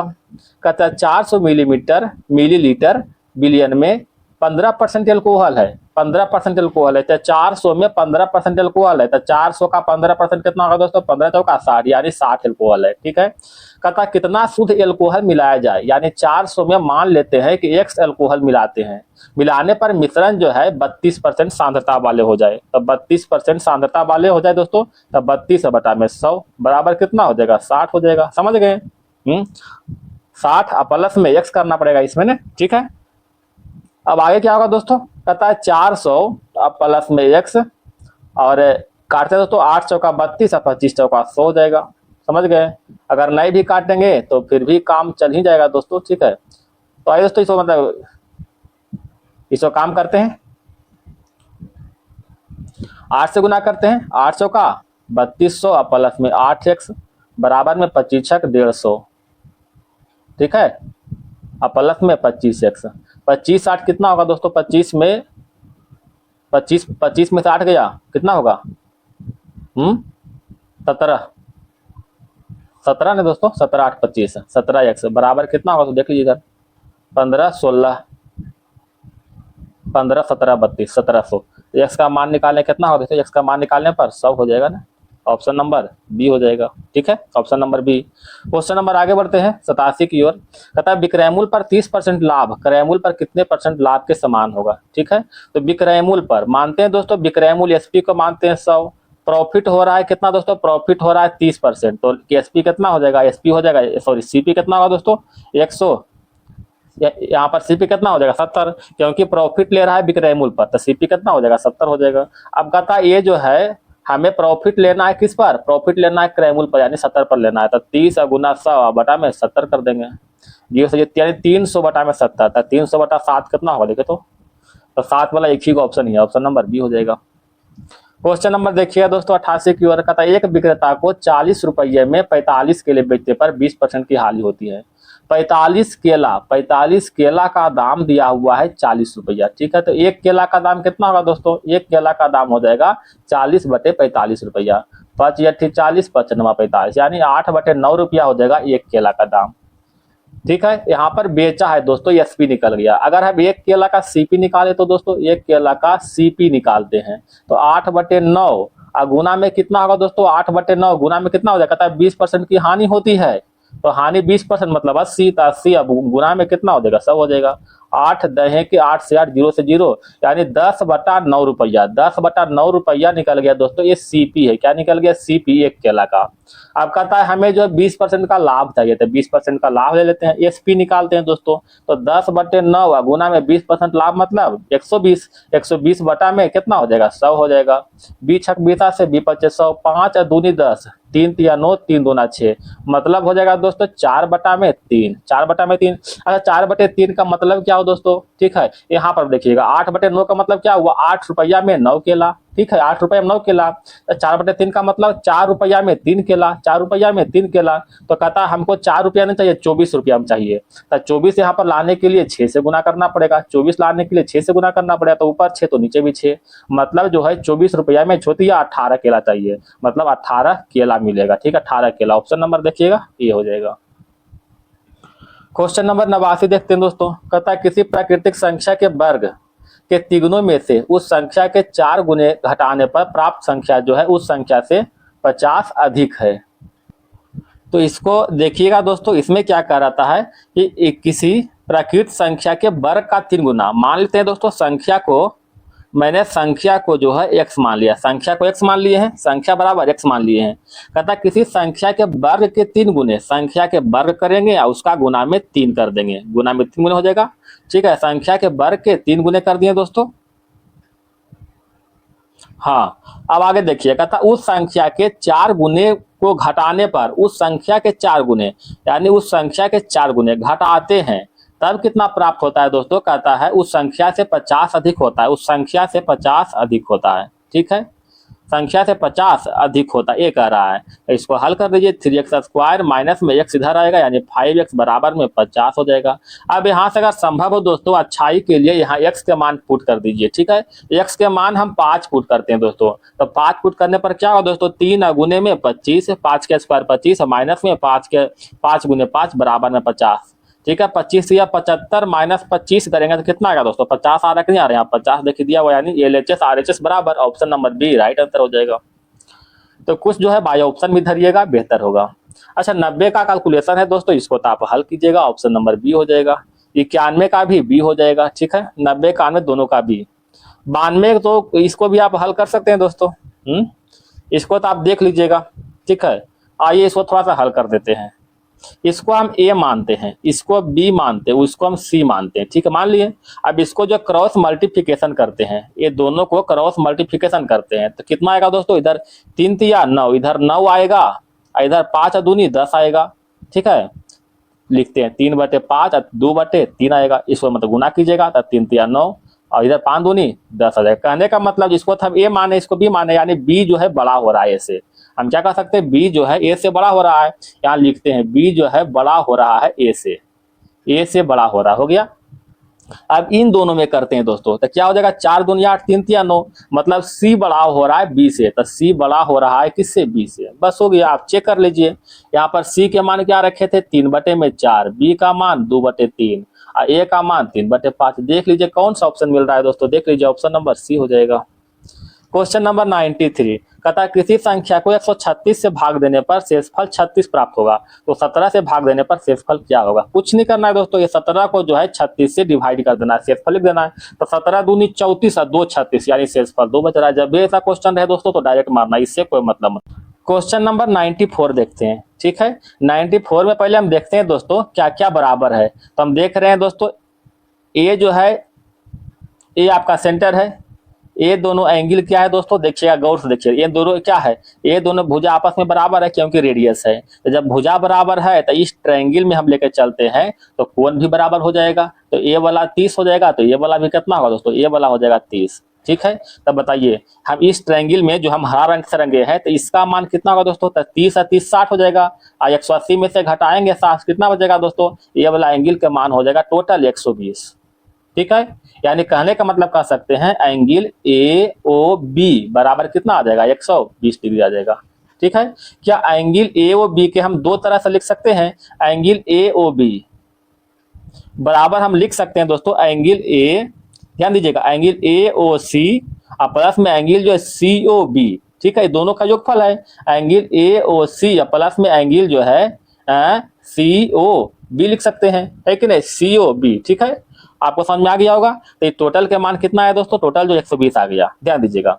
अब हम चलते हैं दोस्तों इस ट्रायंगल में चलते हैं, इस ट्रायंगल में चलते हैं। तो ये दोनों जो है आपस में रेडियस है, तो ये 50 है ये वाला, तो ये वाला मान कितना हो जाएगा? 50 हो जाएगा, तो इसका मान भी आ जाएगा 50 आ जाएगा। ठीक है, तो बताइए इस एंगल के मान क्या आएगा दोस्तों? इस एंगल के मान, ठीक है, इस एंगल के मान क्या आ जाएगा? तो 50 इधर 50 100, 180 में से घटाएंगे 100, 50 प्लस 50 कितना हो जाएगा दोस्तों? 100, 180 में से घटाएंगे तो कितना बचेगा दोस्तों? 180 में से घटाएंगे तो 80 डिग्री, यानी जो है इस वाला एंगल के मान जो है, ये जो एंगल दिख रहा है दोस्तों, ये वाला एंगल, ये वाला एंगल, इस एंगल के मान हो गया हमें 80 डिग्री। समझ गया? यानी कहने का मतलब कह सकते हैं एंगल सी ओ और B, angle C O B का मान कितना हो गया? 80 डिग्री हो जाएगा। ठीक है, तो देखिए एंगल सी ओ बी यहाँ भी है दोस्तों, इसका मान 80 हो जाएगा, और ए ओ बी के मान कितना आया है? 120, 120 हो जाएगा। तो क्या एंगल ए ओ सी का मान निकल जाएगा? 120 में से घटाएंगे 80 तो कितना हो जाएगा? 40, तो ए ओ सी का मान 40, ऑप्शन नंबर बी हो जाएगा। क्वेश्चन नंबर देखना है दोस्तों 95 की ओर। ए एक काम को 9 दिन में करता है, ए की अपेक्षा बी 50% अधिक कुशल है। तो ए जो है एक काम को 9 दिन में, तो एक दिन में 1/9 काम करता है। कहता है बी 50% कुशल है, मतलब 150 बटा 100 से गुना कर देना है। 5 तिया 15, 5 दूनी 10, 3 तिया 9, मतलब 1/6, 1/6 मतलब क्या हो दोस्तों? 6 दिन में जो काम कर लेगा। क्वेश्चन नंबर देखिएगा 96, कहता है 550 व्यक्ति के एक सहायता कैंप में उपलब्ध खाद्य पदार्थ 28 दिनों के लिए पर्याप्त थे। यदि उस कैंप में 150 अतिरिक्त व्यक्ति आ जाए तो पदार्थ जो है कितने दिन तक पर्याप्त होगा? तो 550 व्यक्ति के लिए जो है खाना पर्याप्त है 28 दिनों के लिए, 28 से गुना कर दिए। अब कहता है 150 जो है और आ गया, 150 और आ गया, तो पहले 550 था, अब 150 इसमें जोड़ दीजिएगा तो कितना हो जाएगा दोस्तों? 700। अब कितना व्यक्ति के लिए, मतलब कितना दिन के लिए? तो मान लेते हैं कि x दिन के लिए हो जाएगा, x दिन के लिए हो जाएगा। क्या यहाँ से x का मान निकल जाएगा दोस्तों? है x का 0 से 0 गया, 7 चौका 28, 55 चौक कितना हो दोस्तों? 55 चौका 5 चौका 20, 5 चौका 20 तो 22। ठीक है, ठीक है, और ये जो है बटा में कितना हो जाएगा? 10, यानी 0 से 0 कैंसिल होगा तो यानी 22, वो 0 बचा हुआ था यहाँ पर, देख लीजिए। ठीक है, यानी 22 दिन, ऑप्शन नंबर ए हो जाएगा। क्वेश्चन नंबर देखिएगा दोस्तों 97 की ओर चलते हैं। कहता एक वस्तु को, किसी वस्तु को 1060 रुपया में बेचने पर होने वाला लाभ उस वस्तु को 950 में बेचने पर होने वाली हानि से जो है अधिक है। तो 20% लाभ अर्जित करने के लिए यहाँ पर एक चीज छूटा हुआ दोस्तों, मतलब होने वाली हानि से 20% अधिक है। 20% जो है दोस्तों छूटा हुआ, इस पर जो है गौर कीजिएगा, 20% अधिक है। ठीक है, तो कहता है 20% लाभ अर्जित करने के लिए इसे कितने रुपए में बेचना होगा? ध्यान दीजिएगा, इसको सीपी को हम x मान लेते हैं दोस्तों, सीपी को x मान लिए। आप कहता है 1050 में बेचने पर होने वाला लाभ, लाभ बराबर क्या होता है? विक्रय मूल्य माइनस क्रय मूल्य, तो विक्रय मूल्य हो जाएगा 1060 माइनस क्रय मूल्य x हो जाएगा। ठीक है, कहता है 950 में बेचने पर होने वाला हानि, हानि बराबर क्या होता है दोस्तों? क्रय मूल्य माइनस विक्रय मूल्य, क्रय मूल्य के मान x, विक्रय मूल्य के मान 950 हो जाएगा। तो 20% अधिक है, तो 20% अधिक मतलब 120 बटा में 100 हो जाएगा। ठीक है, क्या यहाँ से x के मान निकल जाएगा दोस्तों? 20 छक 20 8 से, या 20 25 100 कीजिएगा दोस्तों इसको हल। माइनस में 5x हो जाएगा, और 0 6 5 30 है, 10 5 50, 6 5 30 के 0 हो जाएगा ना, 10 5 50 और 3 53 हो जाएगा। ठीक है, 53 हो जाएगा ना। इधर करते हैं दोस्तों 6x और माइनस में 0, 6 5 30 के 0, हाथ में 3, और 9 6 54, 3 5700। ठीक है, 11x बराबर हो जाएगा 11,000 हो जाएगा, और x का मान कितना हो जाएगा? 1000। x क्या निकला दोस्तों? x का मान निकल गया सीपी मतलब 1000। ठीक है, अब क्या हम 20% का था प्रॉफिट पर बेचने के लिए, तो 1000 के 20% प्रॉफिट ले लीजिए ना, तो 120 बटा 100 कर दीजिएगा, कितना होगा दोस्तों? जोड़ लीजिए अपना 1200, ऑप्शन नंबर डी हो जाएगा। ये तो हुआ x बराबर दोस्तों। अगर हम डायरेक्ट शॉर्टकट ट्रिक में आते हैं तो क्या करना है दोस्तों? ये 1060 और 950 को आपस में घटा देना है। ठीक है, 1050 1060 माइनस 950 करना, कितना होगा दोस्तों? 110। 110। अब 22 में 2 कर देना है, कितना होगा देखिए दोस्तों, 55 हो रहा है, 55 हो रहा है ना। अब यहाँ पर हम थोड़ा सा बैठाते हैं, कहता लाभ जो है होने वाली हानि से 20% अधिक है। लाभ जो होता है, ये लाभ जो है दोस्तों, ये हानि से जो है 20% अधिक है। तो हानि को अगर 100 मानते हैं तो लाभ कितना होगा 120, 20 से 2500, 6 5 कितना होगा दोस्तों 11। यहाँ पर आज डिफरेंस आया है 55। सॉरी दोस्तों, यहाँ पर थोड़ा सा मिस्टेक कर दिए हैं, बाई 2 अपने मन से कर दिए, थोड़ा सा मिस्टेक कर दिया, 110 होगा, ठीक है, थोड़ा मिस्टेक कर दिया, सॉरी। यहाँ पर 110 आ रहा है दोस्तों, लेकिन यहाँ पर कितना आ रहा है, दोनों का डिफरेंस 11 आ रहा है। तो 110 बटा में 11 कर दीजिए, कितना होगा। अगर लाभ निकालना है तो 6 से गुना, अगर हानि निकालना है तो 5 से गुना। हमने लाभ निकाला, तो आपको इच्छा है तो हानि भी निकाल सकते हैं। तो कितना होगा दोस्तों देख लीजिएगा, 60 हो जाएगा, ठीक है, 60 हो गया ने। अब कहता हमने लाभ निकाला, ध्यान दीजिएगा, ये प्रॉफिट निकला है 260। यहाँ पर दिया हुआ एसपी का मान दिया हुआ है 1060, 1060। अब प्रॉफिट आया है 60, मतलब सीपी कितना होगा दोस्तों, सीपी बता सकते हैं, 1000 आ जाएगा, ठीक है। जब 1000 सीपी आ जाएगा, 20% लाभ लेकर के जो है बेच देंगे, 1200 आंसर आ जाएगा, है कि नहीं। क्वेश्चन नंबर देखिए दोस्तों 98 की ओर। एक्स बराबर दिया हुआ है, तो 1/x के मान निकालना है। ध्यान दिए यहाँ पर प्लस है दोस्तों, ठीक है, चाहे एक्स के मान निकल जाएगा, 2 दूनी 4, 1 5/2, यानी एक्स बराबर हो जाएगा 1/5/2, ठीक है, बराबर में 2/5 हो जाएगा, बराबर में x हो जाएगा। हमें 1/x निकालना है, तो क्या हो जाएगा 5/2 हो जाएगा, उलट जाएगा ना। तो 98 हो गया दोस्तों। क्वेश्चन नंबर देखिए 99 की ओर। कहता एक रेलगाड़ी 2 पुलों जिसकी लंबाई 800 मीटर तथा 400 मीटर है, पार करने में क्रमशः 100 सेकंड और 60 सेकंड लगते हैं। तो कहता लंबाई निकालना है। मान लेते हैं दोस्तों रेलगाड़ी की लंबाई जो है, रेलगाड़ी की लंबाई को हम x मीटर मान लेते हैं, ठीक है। तो पहला पुल पार किया 800 मीटर, तो 800 मीटर पुल और x मीटर रेल, टोटल हो जाएगा 800 और प्लस में x मीटर हो जाएगा, ठीक है। दूसरा में दोस्तों x मीटर रेल और 400 मीटर पुल, यानी 400 और प्लस में x मीटर हो जाएगा, ठीक है। पहला को पार करने में लगा 100 सेकंड, तब बटा में 100 हो जाएगा, दूसरा को पार करने में 60 सेकंड। तो ये ऊपर हो जाएगा डिस्टेंस, नीचे टाइम, बराबर क्या हो जाएगा स्पीड, स्पीड तो 10 का बराबर है ने। अब इसको हल कर दे, क्या हल करने आता है, 20 25 100, 20 दिया 60, गुणा कीजिएगा, 8 दिया 2400 प्लस में 3x बराबर में 4 5 20, यानी 2000 प्लस में 5x, ठीक है। क्या यहाँ से x के मान निकल जाएगा दोस्तों, यहाँ से x के मान निकालिएगा तो कितना आ जाएगा 200 आ जाएगा, यानी रेलगाड़ी की लंबाई कितना है 200 मीटर है, बस खत्म कहानी। क्वेश्चन नंबर 100 देखते हैं दोस्तों। कहता एक पासा को फेंकने पर सम संख्या आने की प्रायिकता क्या हो जाएगा। अच्छा एक पासा है, फेंकेंगे दोस्तों तो 6 बार फेंकेंगे, क्योंकि उसमें जो 1 2 3 4 5 6 तक है, ठीक है। तो सम संख्या हो 2 4 और 6, और तो कोई सम संख्या उसमें उस पासा पर जो है कोई सम संख्या और भी आता है, नहीं आता है, ठीक है। तो टोटल प्रायिकता हो रहा है 6 बार, ठीक है। यहाँ सम संख्या आ रहा है 3 बार, तो 3/6 हो जाएगा, यानी 1/2 प्रायिकता हो जाएगा, ऑप्शन नंबर बी हो जाएगा। क्वेश्चन नंबर 101 में आते हैं दोस्तों। इसमें क्या कर रहा है दोस्तों, इसमें इन दोनों के जोड़ दीजिए, 5 + 4 का होल स्क्वायर कीजिएगा, कितना 5 4 9 नमा 81, 81 को अगर जो हम 5 से गुना करते हैं दोस्तों तो 405 आ रहा है, देखिए तो ये 5 अपने मन से गुना किए, ध्यान दीजिएगा, ठीक है। तो उसी तरह 4 + 1 कीजिएगा, 4 प्लस में 1 कीजिएगा, पर का होल स्क्वायर, 4 + 1 5, अब 5 के स्क्वायर 25, अब गुना 5 अपने मन से गुना करते हैं तो 125 आ रहा है, देखिए तो आ रहा है ना, ऑप्शन नंबर ए ही राइट आंसर हो जाएगा। क्वेश्चन नंबर देखिएगा दोस्तों 102 की ओर। क्या कर रहा है, कहता पहली 6 और 8 106, क्या करना है दोस्तों, दोनों के स्क्वायर कीजिए ना, तो 6 6 36 प्लस 8 8 64, कितना हो दोस्तों 100 हो रहा है ना, 100 हो रहा है। इसमें अगर हम जो ये पहला संख्या को जोड़ देते हैं 6, तो कितना आता है 106 आ रहा है, देखिए 106, समझ गए। उसी तरह मतलब आगे पकड़ लेते, एक बार इसको पकड़ते दोस्तों, 9 के स्क्वायर प्लस में 8 के स्क्वायर, 9 नमा 81 प्लस में 8 के स्क्वायर 64, कितना हो जाएगा 5 814। इसमें अगर पहला संख्या 9 जोड़ते हैं दोस्तों तो कितना होगा, 154 आ रहा है, ऑप्शन नंबर बी हो जाएगा। क्वेश्चन नंबर 103 देखते हैं दोस्तों। ये कैसे होगा बता सकते हैं,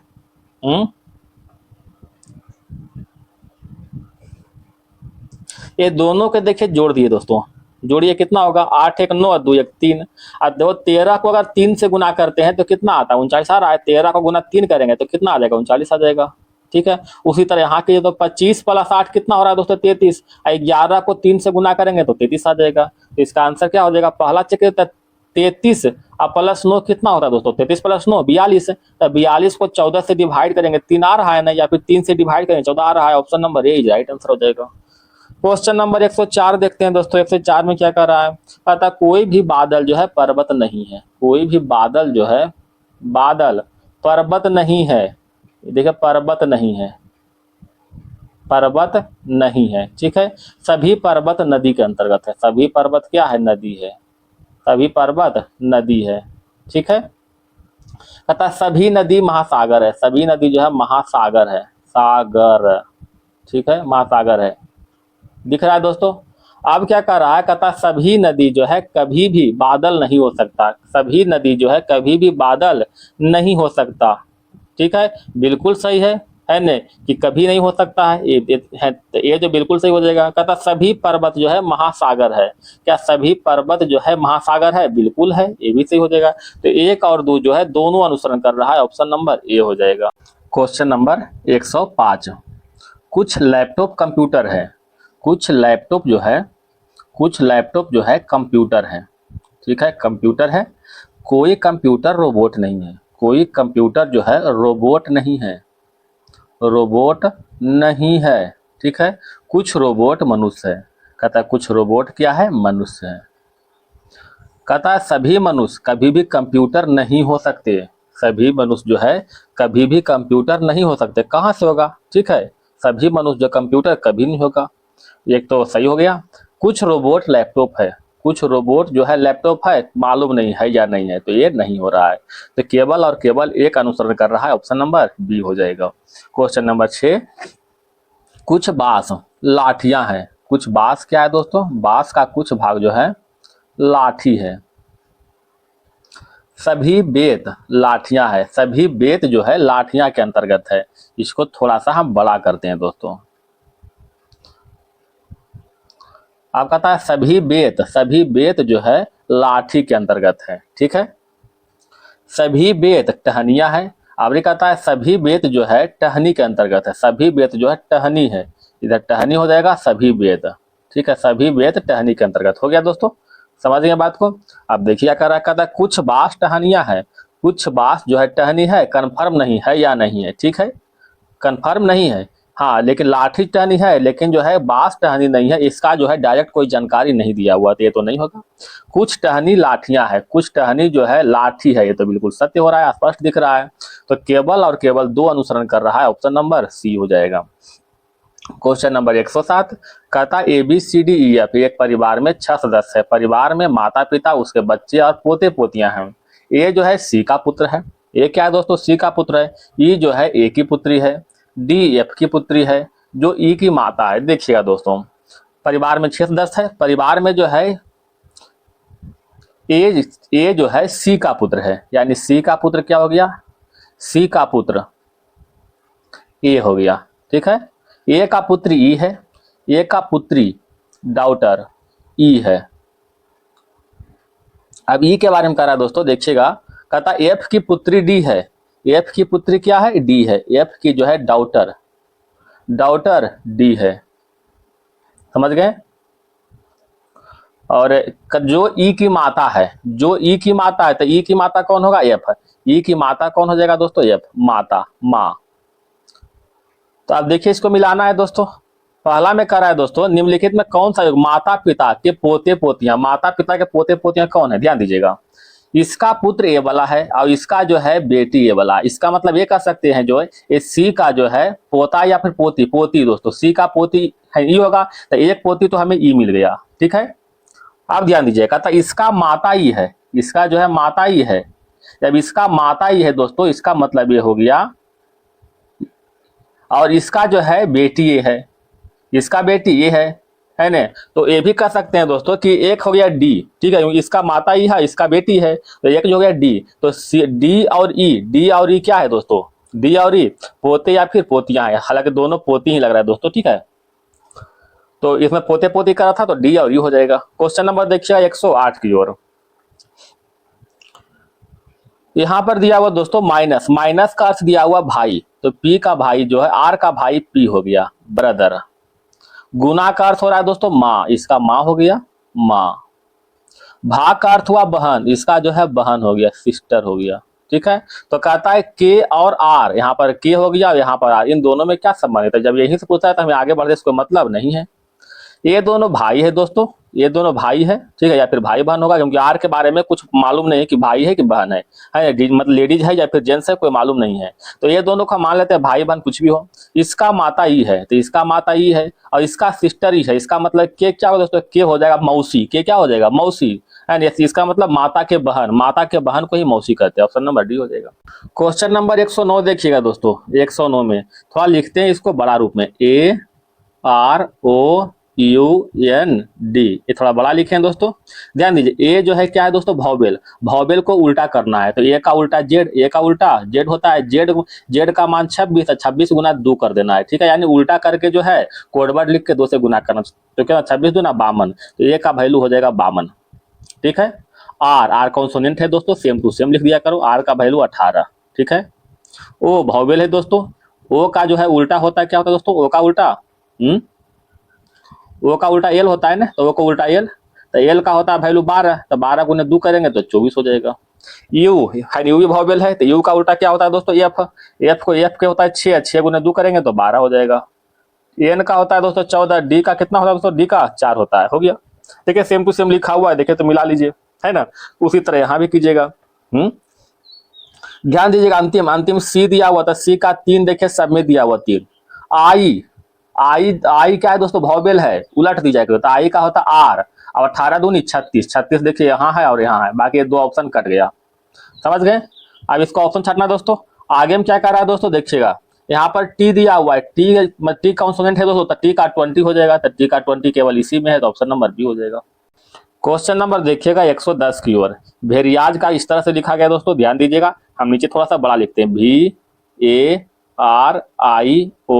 VARIOUS, ठीक है।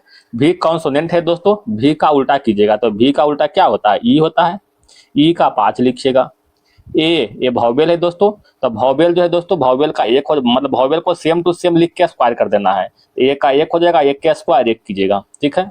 आर कॉन्सोनेंट है दोस्तों, इसका उलट दो, है ना, कॉन्सोनेंट वाला को उलट देना है, आर का हो जाएगा आई, ठीक है, और आई का हो जाएगा 9, ठीक है। आई दिया वो आई भॉवेल है दोस्तों, आई भॉवेल है, आई का वैल्यू 9, और 9 का स्क्वायर कितना हो जाएगा 81, यानी जो भॉवेल रहेगा उसका जो है स्क्वायर करना है, जो कॉन्सोनेंट रहेगा उसको उलट करके जो है लिख देना है।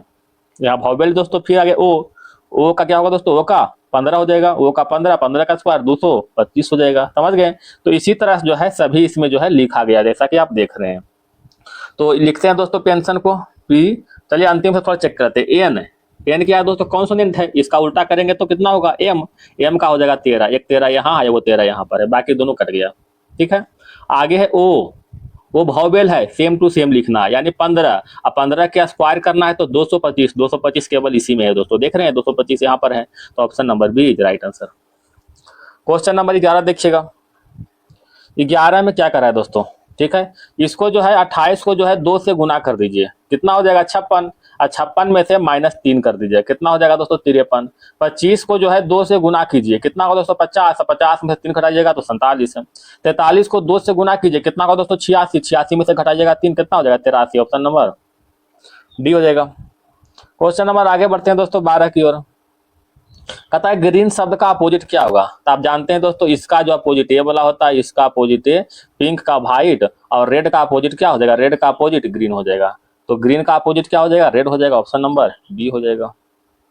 क्वेश्चन नंबर 13 देखिएगा, 7 के फलक का विपरीत, ठीक है, 7 यहाँ पर दिया हो दोस्तों, 7 का जो है बगल में 8 और 9 है, यहाँ पर देखिए 8 और 9 के बगल में क्या हो रहा है 10, ऑप्शन नंबर डी हो जाएगा। क्वेश्चन नंबर 14, कहता रीमा अपने घर से प्रारंभ करके पश्चिम में 4 किलोमीटर चलती है, फिर दाएं मुड़ती है और 6 किलोमीटर चलती है, ठीक है। अपने घर यानी होम लेते हैं दोस्तों, यहाँ पर होम हो जाएगा, ठीक है, होम यहाँ से चलता है दोस्तों पश्चिम की ओर 4 चलता है, फिर दाएं मुड़ता है और 6 चलता है, दाएं मुड़ा 6 चला, फिर यहाँ से फिर दाएं मुड़ता है दोस्तों, लिखा हुआ है अगेन जो है, फिर दाएं मुड़ता है और x चलता है, अगेन दाएं मुड़ता है x चलता है, मान लेते हैं कि यहाँ पर x कितना है दोस्तों मालूम नहीं है ना, यहाँ भी आ सकता है चाहे यहाँ भी आएगा, मालूम अभी कुछ भी नहीं है, ठीक है। तो यहाँ पर मान लिया कि x किलोमीटर चल लिया। बिंदु ए जो है, बिंदु ए स्कूल के दक्षिण में है, बिंदु ए जो है यहाँ पर तो स्कूल पहुंच गया दोस्तों, ये स्कूल हो गया, बिंदु ए क्या है दोस्तों, स्कूल के दक्षिण में, बिंदु ए स्कूल के दक्षिण में है, बिंदु ए, ठीक है। अगर इसको हम आगे बढ़ाते दोस्तों तो बिंदु ए यहाँ भी हो सकता है, चाहे बिंदु ए यहाँ भी हो सकता है कि नहीं। कहता और साथ ही उसके घर से जो है पश्चिम में 2 किलोमीटर, यानी घर से पश्चिम में 2 किलोमीटर है दोस्तों।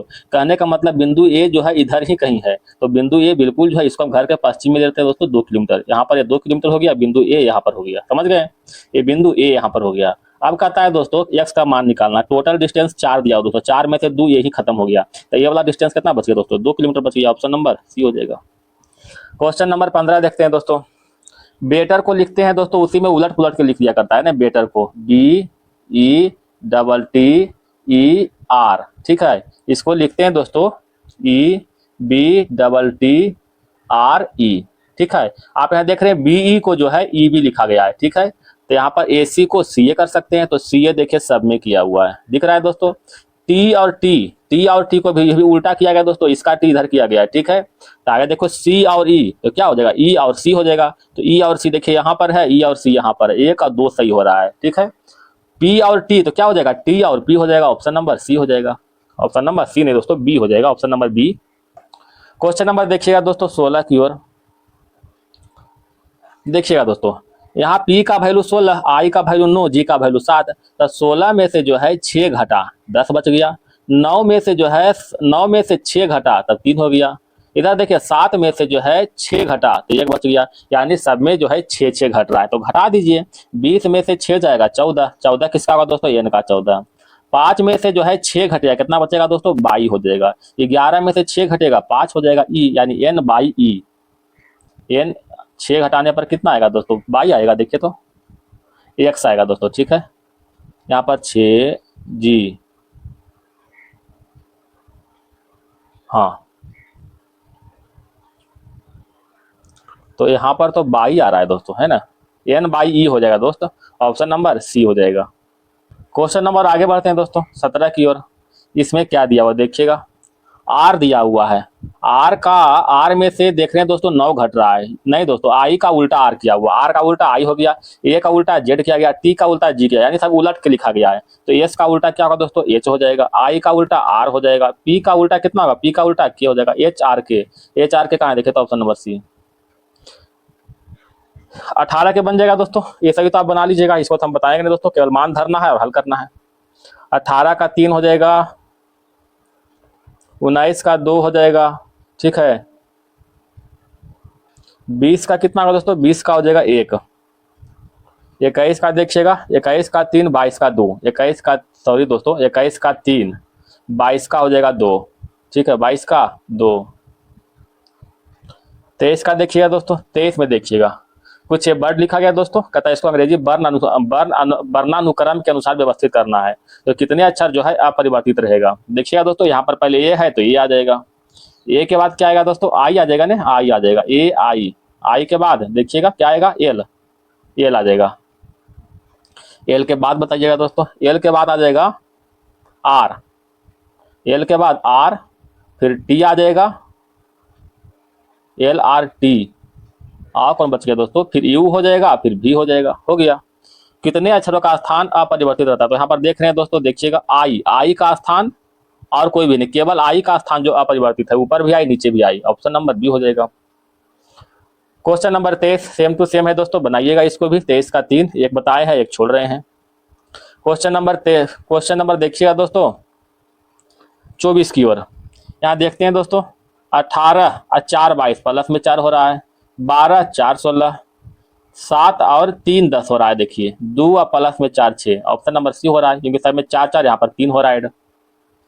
आगे देखते हैं दोस्तों, यहाँ पर हम देख रहे हैं दोस्तों 11 5 16 हो रहा है, ठीक है, 2 और 5 7 हो रहा है, 13 और 6 19 हो रहा है दोस्तों, अब 20 5 25, देख लिए दोस्तों, ऑप्शन नंबर सी हो जाएगा, क्योंकि यहाँ 6 जुट रहा है, बाकी समय 5 जुट रहा है। क्वेश्चन नंबर 26 देखिएगा क्या कर रहा है दोस्तों, देखिएगा क्या कर रहा है, 5 और प्लस 2 7 हो रहा है, ठीक है, यहाँ 13 प्लस में 1 14 हो रहा है, 23 और प्लस में 2 25 हो रहा है, 16 प्लस में 2 18, बताइए कौन होगा, ऑप्शन नंबर बी हो जाएगा, क्योंकि प्लस 1 जुट रहा है यहाँ पर। क्वेश्चन नंबर 27 देखिएगा दोस्तों, ये तो भाई क्रम वाइज में दोस्तों बैठाना है, क्या हो जाएगा, पहला हो जाएगा नैनो, हो जाएगा माइक्रो, नैनो माइक्रो मिली, फिर हेक्टो, फिर किलो हो जाएगा, option number C. Question number 27 देखिएगा, डोनेट को जो है प्रत्येक अक्षर को अंग्रेजी वर्णमाला के क्रम के अनुसार व्यवस्थित करना है, तो इसको थोड़ा लिख देते हैं ताकि अच्छा रहेगा, ए टी ई।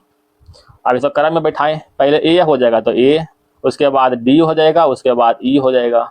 ई के बाद क्या बच गया दोस्तों, एन, ओ और टी। अब कहता है बाएं से तीसरे अक्षर, बाएं से तीसरा हो जाएगा ए वाला, ठीक है। दाएं से दूसरा, दाएं से दूसरा ए वाला हो जाएगा, ठीक है। बीच में अंग्रेजी वर्णमाला कितने अच्छा था, ई और ओ के बीच कितना अच्छा है देख लीजिएगा। ओ का वैल्यू कितना होता है दोस्तों 15, ई का वैल्यू 5 यानी 10 यानी 9 अक्षर होगा। ऑप्शन नंबर डी हो जाएगा। क्वेश्चन नंबर 39, सॉरी दोस्तों 29, कितने त्रिभुज हैं? तो यहाँ पर देख रहे हैं दोस्तों एक त्रिभुज, और इसी तरह यहाँ भी दो त्रिभुज, इसमें भी होगा दो त्रिभुज, यानी दो दो हो गया, चार त्रिभुज हो गया, ठीक है। एक बड़ा वाला होगा दोस्तों इधर वाला देखिए, एक नीचे वाला हो जाएगा, और तो कोई नहीं हो रहा है दोस्तों, प्लस में 2 यानी 4 2 6 त्रिभुज हो रहा है। क्वेश्चन नंबर 130 देखिएगा, कितने छात्र जो है, कितने छात्र केवल एक खेल खेलते हैं? कितने छात्र? तो 19 छात्र, 21 छात्र और 13 छात्र, कुल के जोड़ दीजिए, 19 21 40 13 53, 53 छात्र जो है केवल एक खेल खेलते हैं। क्वेश्चन नंबर 31 देखिएगा, क्वेश्चन नंबर 131 देखिएगा दोस्तों, यहाँ पर 20 और प्लस में 5 जोड़ रहे हैं, यानी अल्टरनेट करके दोस्तों 25 और प्लस में 5 जोड़िएगा, 30 और प्लस में 5 जोड़ेंगे कितना हो जाएगा, 35 हो जाएगा। और 35 में प्लस 5 जोड़ेंगे तो कितना होगा दोस्तों, 40। ऑप्शन नंबर क्या हो जाएगा, ऑप्शन नंबर डी 35, ठीक है। इस तरह यहाँ भी चेक करिएगा, 25 10 35, 35 10 45, और 45 और 10 कितना होगा, 55 हो जाएगा, है कि नहीं। क्वेश्चन नंबर 132 देखिएगा दोस्तों, ये दोनों का डिफरेंस कितना हो रहा है दोस्तों, देख रहे हैं 89 90 100 यानी 31 का डिफरेंस हो रहा है ना। अगर यहाँ हम चेक करते हैं दोस्तों, तो यहाँ पर डिफरेंस हो रहा है 37 का, ठीक है। अगर यहाँ पर हम चेक करते हैं तो 8 में से 7 गया 1, 9 में से 5 गया 4, ठीक है, 41 का डिफरेंस हो रहा है। इसमें चेक करें दोस्तों कितना डिफरेंस हो रहा है, 43 का डिफरेंस हो रहा है, ठीक है। यानी हम यहाँ देख रहे हैं दोस्तों प्राइम नंबर का डिफरेंस है, 31 प्राइम नंबर, 37 प्राइम नंबर, 41 43, अगला प्राइम नंबर आएगा दोस्तों 47, ठीक है। तो 47 जोड़ दीजिए, 7 1 8, 8 वाला दोस्तों 7 1 8 और 4 4 8 5, 588, ऑप्शन नंबर 1 हो जाएगा। क्वेश्चन नंबर देखिएगा दोस्तों 133 की ओर चलते हैं। यहाँ पर हम क्या देख रहे हैं दोस्तों, 61 है, फिर 73 79 83 89, यानी रेगुलर तो है दोस्तों, लेकिन प्राइम नंबर का सीरीज दिया हुआ है, ठीक है। तो 61 के बाद प्राइम नंबर क्या आएगा दोस्तों, 61 के बाद प्राइम नंबर 67 आ जाएगा, 67 के बाद प्राइम नंबर क्या आएगा, 71 आ जाएगा, यानी प्राइम नंबर का जो है सीरीज दिया हुआ है। तो 67 और 71, ऑप्शन नंबर डी हो जाएगा, प्राइम नंबर का सीरीज था। क्वेश्चन नंबर देखिएगा दोस्तों 134, कहता ए जो है पढ़ाने वाला, ए क्या है दोस्तों, पढ़ाने वाला है, पढ़ाने वाला है। सी के बारे में बोला दोस्तों, खेलने पसंद करता है, खेल। बी खाना, बी जो है खाना। तो इसमें क्या कर रहा है दोस्तों, कहता कितने व्यक्ति को खाना और खेलना पसंद है, पढ़ना और खेलना पसंद है लेकिन खाना पसंद नहीं है। तो खाना इतना, यानी कहने का मतलब जो है इतना जो है नहीं होगा, यानी खाना पसंद नहीं है यानी इतना नहीं होगा, ठीक है। अब बाकी जो बच गया पढ़ने वाले हैं और खेलने वाले हैं, यानी 21 और 6 और 14, तो 21 + 6 + 14 कितना होगा दोस्तों, देख लीजिएगा, 4 14 24 यानी 41, ऑप्शन नंबर सी हो जाएगा 41। 135 देखिएगा, ये तो क्रम वाइज लिखना है दोस्तों। सबसे छोटा में होता है जीवाणु, जीवाणु से बड़ा मच्छर, मच्छर से बड़ा मच्छर से बड़ा तितली, तितली से बड़ा गौरैया, गौरैया से बड़ा गिद्ध, यानी ऑप्शन नंबर क्या हो जाएगा, देखिएगा सी नंबर। क्वेश्चन नंबर देखिएगा दोस्तों 136, 8 का विपरीत क्या होगा। इसमें 8 कहीं दिख रहा है दोस्तों, नहीं, लेकिन इसमें एक चीज दिख रहा है, 7 और 7 जो है सेम फलक पर है, 7 और 7 सेम फलक पर है। तो इसका मतलब ये हो जाएगा जो सेम फलक वाला रहेगा वही उसका जो है अपोजिट हो जाएगा। तो 5 का अपोजिट 6 और 3 का अपोजिट 2, तो 7 का अपोजिट क्या होगा दोस्तों, 8 हो जाएगा, क्योंकि 8 इसमें है नहीं, 8 दिख नहीं रहा है, तो 7 का अपोजिट 8, ऑप्शन नंबर क्या होगा दोस्तों, देखिएगा 7 हो जाएगा, ठीक है, 8 का अपोजिट 7। क्वेश्चन नंबर 137, कहता 1 का विपरीत क्या हो जाएगा, तो 1 का विपरीत 2 हो जाएगा, 4 का विपरीत 6 हो जाएगा, 5 का विपरीत 3 हो जाएगा, समझ गए बात को। तो 1 का विपरीत 2, option number B. Question number 38 देखिएगा दोस्तों, इसको आप बनाइएगा, इसको हम छोड़ रहे हैं क्योंकि इस तरह क्वेश्चन 2 को हम बता चुके हैं, तो एक हम आपके लिए छोड़ रहे हैं, ऑप्शन नंबर इसका सी हो जाएगा। हालांकि भारी बहुत हल्का है, देख लीजिएगा आप एक बार, ठीक है, बन जाएगा। क्वेश्चन नंबर 39 देखते हैं दोस्तों, क्या किया गया देखिए, तो यहाँ टी में से प्लस में 3 जोड़े हैं, ठीक है, 23 हो जाएगा, 20 और 3 23, 18 में से जो है 4 घटाए हैं -4, ठीक है, 1 में से जो है 5 जोड़े हैं, यानी पहले 3 जोड़ा गया, फिर 4 घटाएं, फिर 5 जोड़े, तो पहले जो है 3 जोड़ो, तो 3 जोड़ेंगे दोस्तों कितना हो जाएगा, 6 और 3 9 यानी आई हो जाएगा। अगला में जो है 5 जोड़ा गया है, तो 5, अगला में 4 घटाया गया दोस्तों, तो 15 में से गया 4 तो बचेगा 11, 11 का हो जाएगा के। अगला में दोस्तों 5 जोड़ा गया है, तो 11 और 5 16 यानी पी के आई, पी के आई कहाँ देख रहे हैं, डी हो जाएगा। क्वेश्चन नंबर देखिए दोस्तों 40 नंबर, मिरर लगा हुआ दोस्तों इस साइड आप देख रहे हैं दोस्तों, तो मिरर में क्या दिखेगा, देखिए झंडा भी ये साइड है दोस्तों, देखा है झंडा, जब मिरर में देखेंगे तो झंडा हो जाएगा इधर बदल जाएगा, ठीक है, झंडा किधर हो जाएगा, ठीक है, झंडा हो जाएगा ई साइड हो जाएगा। ठीक है, तो झंडा ई साइड देखिए यहाँ पर है और एक यहाँ पर है। घास देखिए अभी तो इस तरह से टेढ़ा है, जब ये पट्टी आएगा दोस्तों तो ये पट्टी हो जाएगा, ऐसे टेढ़ा हो जाएगा। तो देखिए इस तरह का टेढ़ा में कौन है, देखिए एक ही को है, ऑप्शन नंबर सी हो जाएगा, है कि नहीं। क्वेश्चन नंबर 141 देखते हैं दोस्तों। यहाँ पर देखिए दोस्तों एक लाइन, दो लाइन और तीन लाइन है, तीन लाइन का त्रिभुज बनाया है। यहाँ पर देखिए 1 2 3 4 5 6 लाइन है, तो 6 लाइन का षष्ठभुज बन जाएगा। तो षष्ठभुज कौन है, 2 number, option number B. Question number 42 लिखिए दोस्तों। आप देख रहे हैं दोस्तों इसको जो है क्लॉक वाइज घुमाया गया है, इधर 45 डिग्री, 45 डिग्री जो है रोटेट किया गया है। तो हम यहाँ से हम पहले यहाँ जाते हैं दोस्तों, तो है तो आप देख रहे हैं रोटेट किया गया, यहाँ से यहाँ आया है कि नहीं आया है। उसके बाद फिर यहाँ से जो है यहाँ लाया गया है रोटेट करके, समझ गए। लेकिन इसमें जो है इसमें कंडीशन उल्टा हो रहा है, इसलिए ऑप्शन नंबर बी हो जाएगा, समझ गए। क्वेश्चन नंबर देखिए दोस्तों 43 की ओर। 43 में क्या कर रहा है दोस्तों, इसमें क्या हो जाएगा, पहला तो लग रहा है दोस्तों हो रहा है, दूसरा में देखिए कोन में लेके जा रहा है, कोन में जो है कहीं नहीं गया है, किसी का कोन में गया है नहीं, तो ये तो गलत हो जाएगा। ठीक है, यहाँ पर देखिए दो जगह टच कर रहा है, देख रहे हैं दोस्तों दो जगह टच कर रहा है। ठीक है, यहाँ तो दो जगह टच कर रहा है लेकिन उल्टा है दोस्तों। ठीक है, और यहाँ पर ये तो पूरी तरह गलत होगा दोस्तों। ठीक है, ये वाला उल्टा है, जबकि मतलब इसी को सीधा करेंगे दोस्तों तो ये बन जाएगा, है कि ना, एक नंबर बन जाएगा। इसी को सीधा कीजिएगा तो एक नंबर बन जाएगा, तो एक ही राइट आंसर हो जाएगा। ठीक है, क्वेश्चन नंबर आगे बढ़े। ये वाला उल्टा किया हुआ है, ये वाला जो पूरी तरह फिट बैठ जाएगा यहाँ पर। क्वेश्चन नंबर देखिए 144 की ओर। इसको जो एक कागज लिया गया दोस्तों इस तरह से, ठीक है, कागज लिया गया, पहले इसको मोड़ा गया है इस तरह से, ठीक है, 3 भाग में बांट करके, पहले 3 भाग बांट दिया गया है मोड़ करके, ठीक है, और उसको बस मोड़ दिया गया इस तरह से, अब अगला जो है इस तरह से मोड़ दिया गया है। मोड़ने के बाद जो है एक बन जाएगा, छोटा सा बन जाएगा, इस तरह से बन जाएगा दोस्तों, एक क्यों बनेगा ना, ठीक है, जिस तरह यहाँ दिखाया गया इस तरह से बन गया है। इसके बाद जो इसको फिर उलट करके जो है इधर मोड़ दिया गया है। ठीक है, मोड़ने के बाद जो है इसमें एक देखिए यहाँ पर ये मुड़ा किया, इतना आ गया, ठीक है, मोड़ने को इतना गया, इसमें एक ट्रायंगल काट दिया गया है। ठीक है, जब इसको हम खोलेंगे तो एक ट्रायंगल नीचे हो जाएगा दोस्तों। ठीक है, इसको हम खोलेंगे तो एक ट्रायंगल यहाँ हो जाएगा, एक ट्रायंगल यहाँ हो जाएगा, एक ट्रायंगल जो यहाँ पर हो जाएगा, एक ट्रायंगल यहाँ पर हो जाएगा। आप देख लीजिए, मिला के देख लीजिए कौन सा हो रहा है, देखिएगा दोस्तों, option number C. Question number देखिएगा दोस्तों 145 देखते हैं। 45 में कह रहा है दोस्तों, कहता कितने घन है, देखिएगा नीचे वाला पार्ट में 1 2 3 और 3 को जो है अंदर दिया हुआ है, यानी नीचे वाला अगर फ्लोर देखते हैं, नीचे वाला फ्लोर की अगर हम आकृति बनाते हैं दोस्तों तो इस तरह से आकृति है। देखिएगा दोस्तों आकृति थोड़ा सा बनाते हैं नीचे वाला फ्लोर का।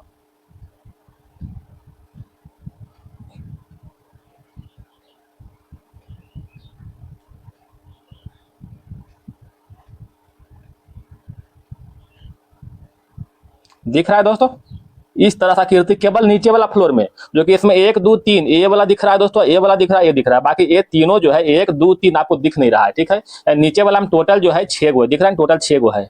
ठीक है, ऊपर वाला में दिख रहा है दोस्तों 1 और 2, एक अंदर छिपा हुआ है। ठीक है, 3 और एक ऊपर दो दिया 4, तो 6 और 4 कितना होगा दोस्तों, ऑप्शन नंबर 1 हो जाएगा। क्वेश्चन नंबर देखिएगा दोस्तों 46 की ओर। यहाँ पर देख रहे हैं 4 गो ट्रायंगल लगभग जो है सिमिलर सब है, समझ गए, सिमिलर ट्रायंगल है। चाहे इसमें 4 गो ट्रायंगल कहीं दिख रहा है, नहीं दिख रहा है, इसमें दिख रहा है दोस्तों, नहीं दिख रहा है, इसमें देखिए 4 ट्रायंगल दिख रहा है, 4 ट्रायंगल यहाँ देखिए सिमिलर ट्रायंगल, ठीक है, सिमिलर ट्रायंगल दिख रहा है दोस्तों, ये 4 ट्रायंगल दिख गया है ना। क्या इसमें 4 ट्रायंगल कहीं दिख रहा है, नहीं दिख रहा है, तो ऑप्शन नंबर क्या हो जाएगा, सी हो जाएगा। क्वेश्चन नंबर 47 देखिए दोस्तों, ये तो बाई ऑप्शन चलना है दोस्तों, है कि नहीं। पहला दिया 1 3 9, 1 3 और 9, ठीक है, देखिए 1 के अंतर्गत 1 दिया हुआ दोस्तों, 1 के अंतर्गत 1 दिया हुआ, एकदम सेम टू सेम मिल रहा है। 2 5 6, देखिए 2 है, फिर 5 है और फिर 6 कहाँ है दोस्तों, 6, यानी सभी को जो है इक्वल भागों में 4 भागों में बांटा गया है, सही है। 4 7 8, 4 7 और 8, एक बड़ा और एक छोटा लेकिन सिमिलर, है कि नहीं, option number A is right answer.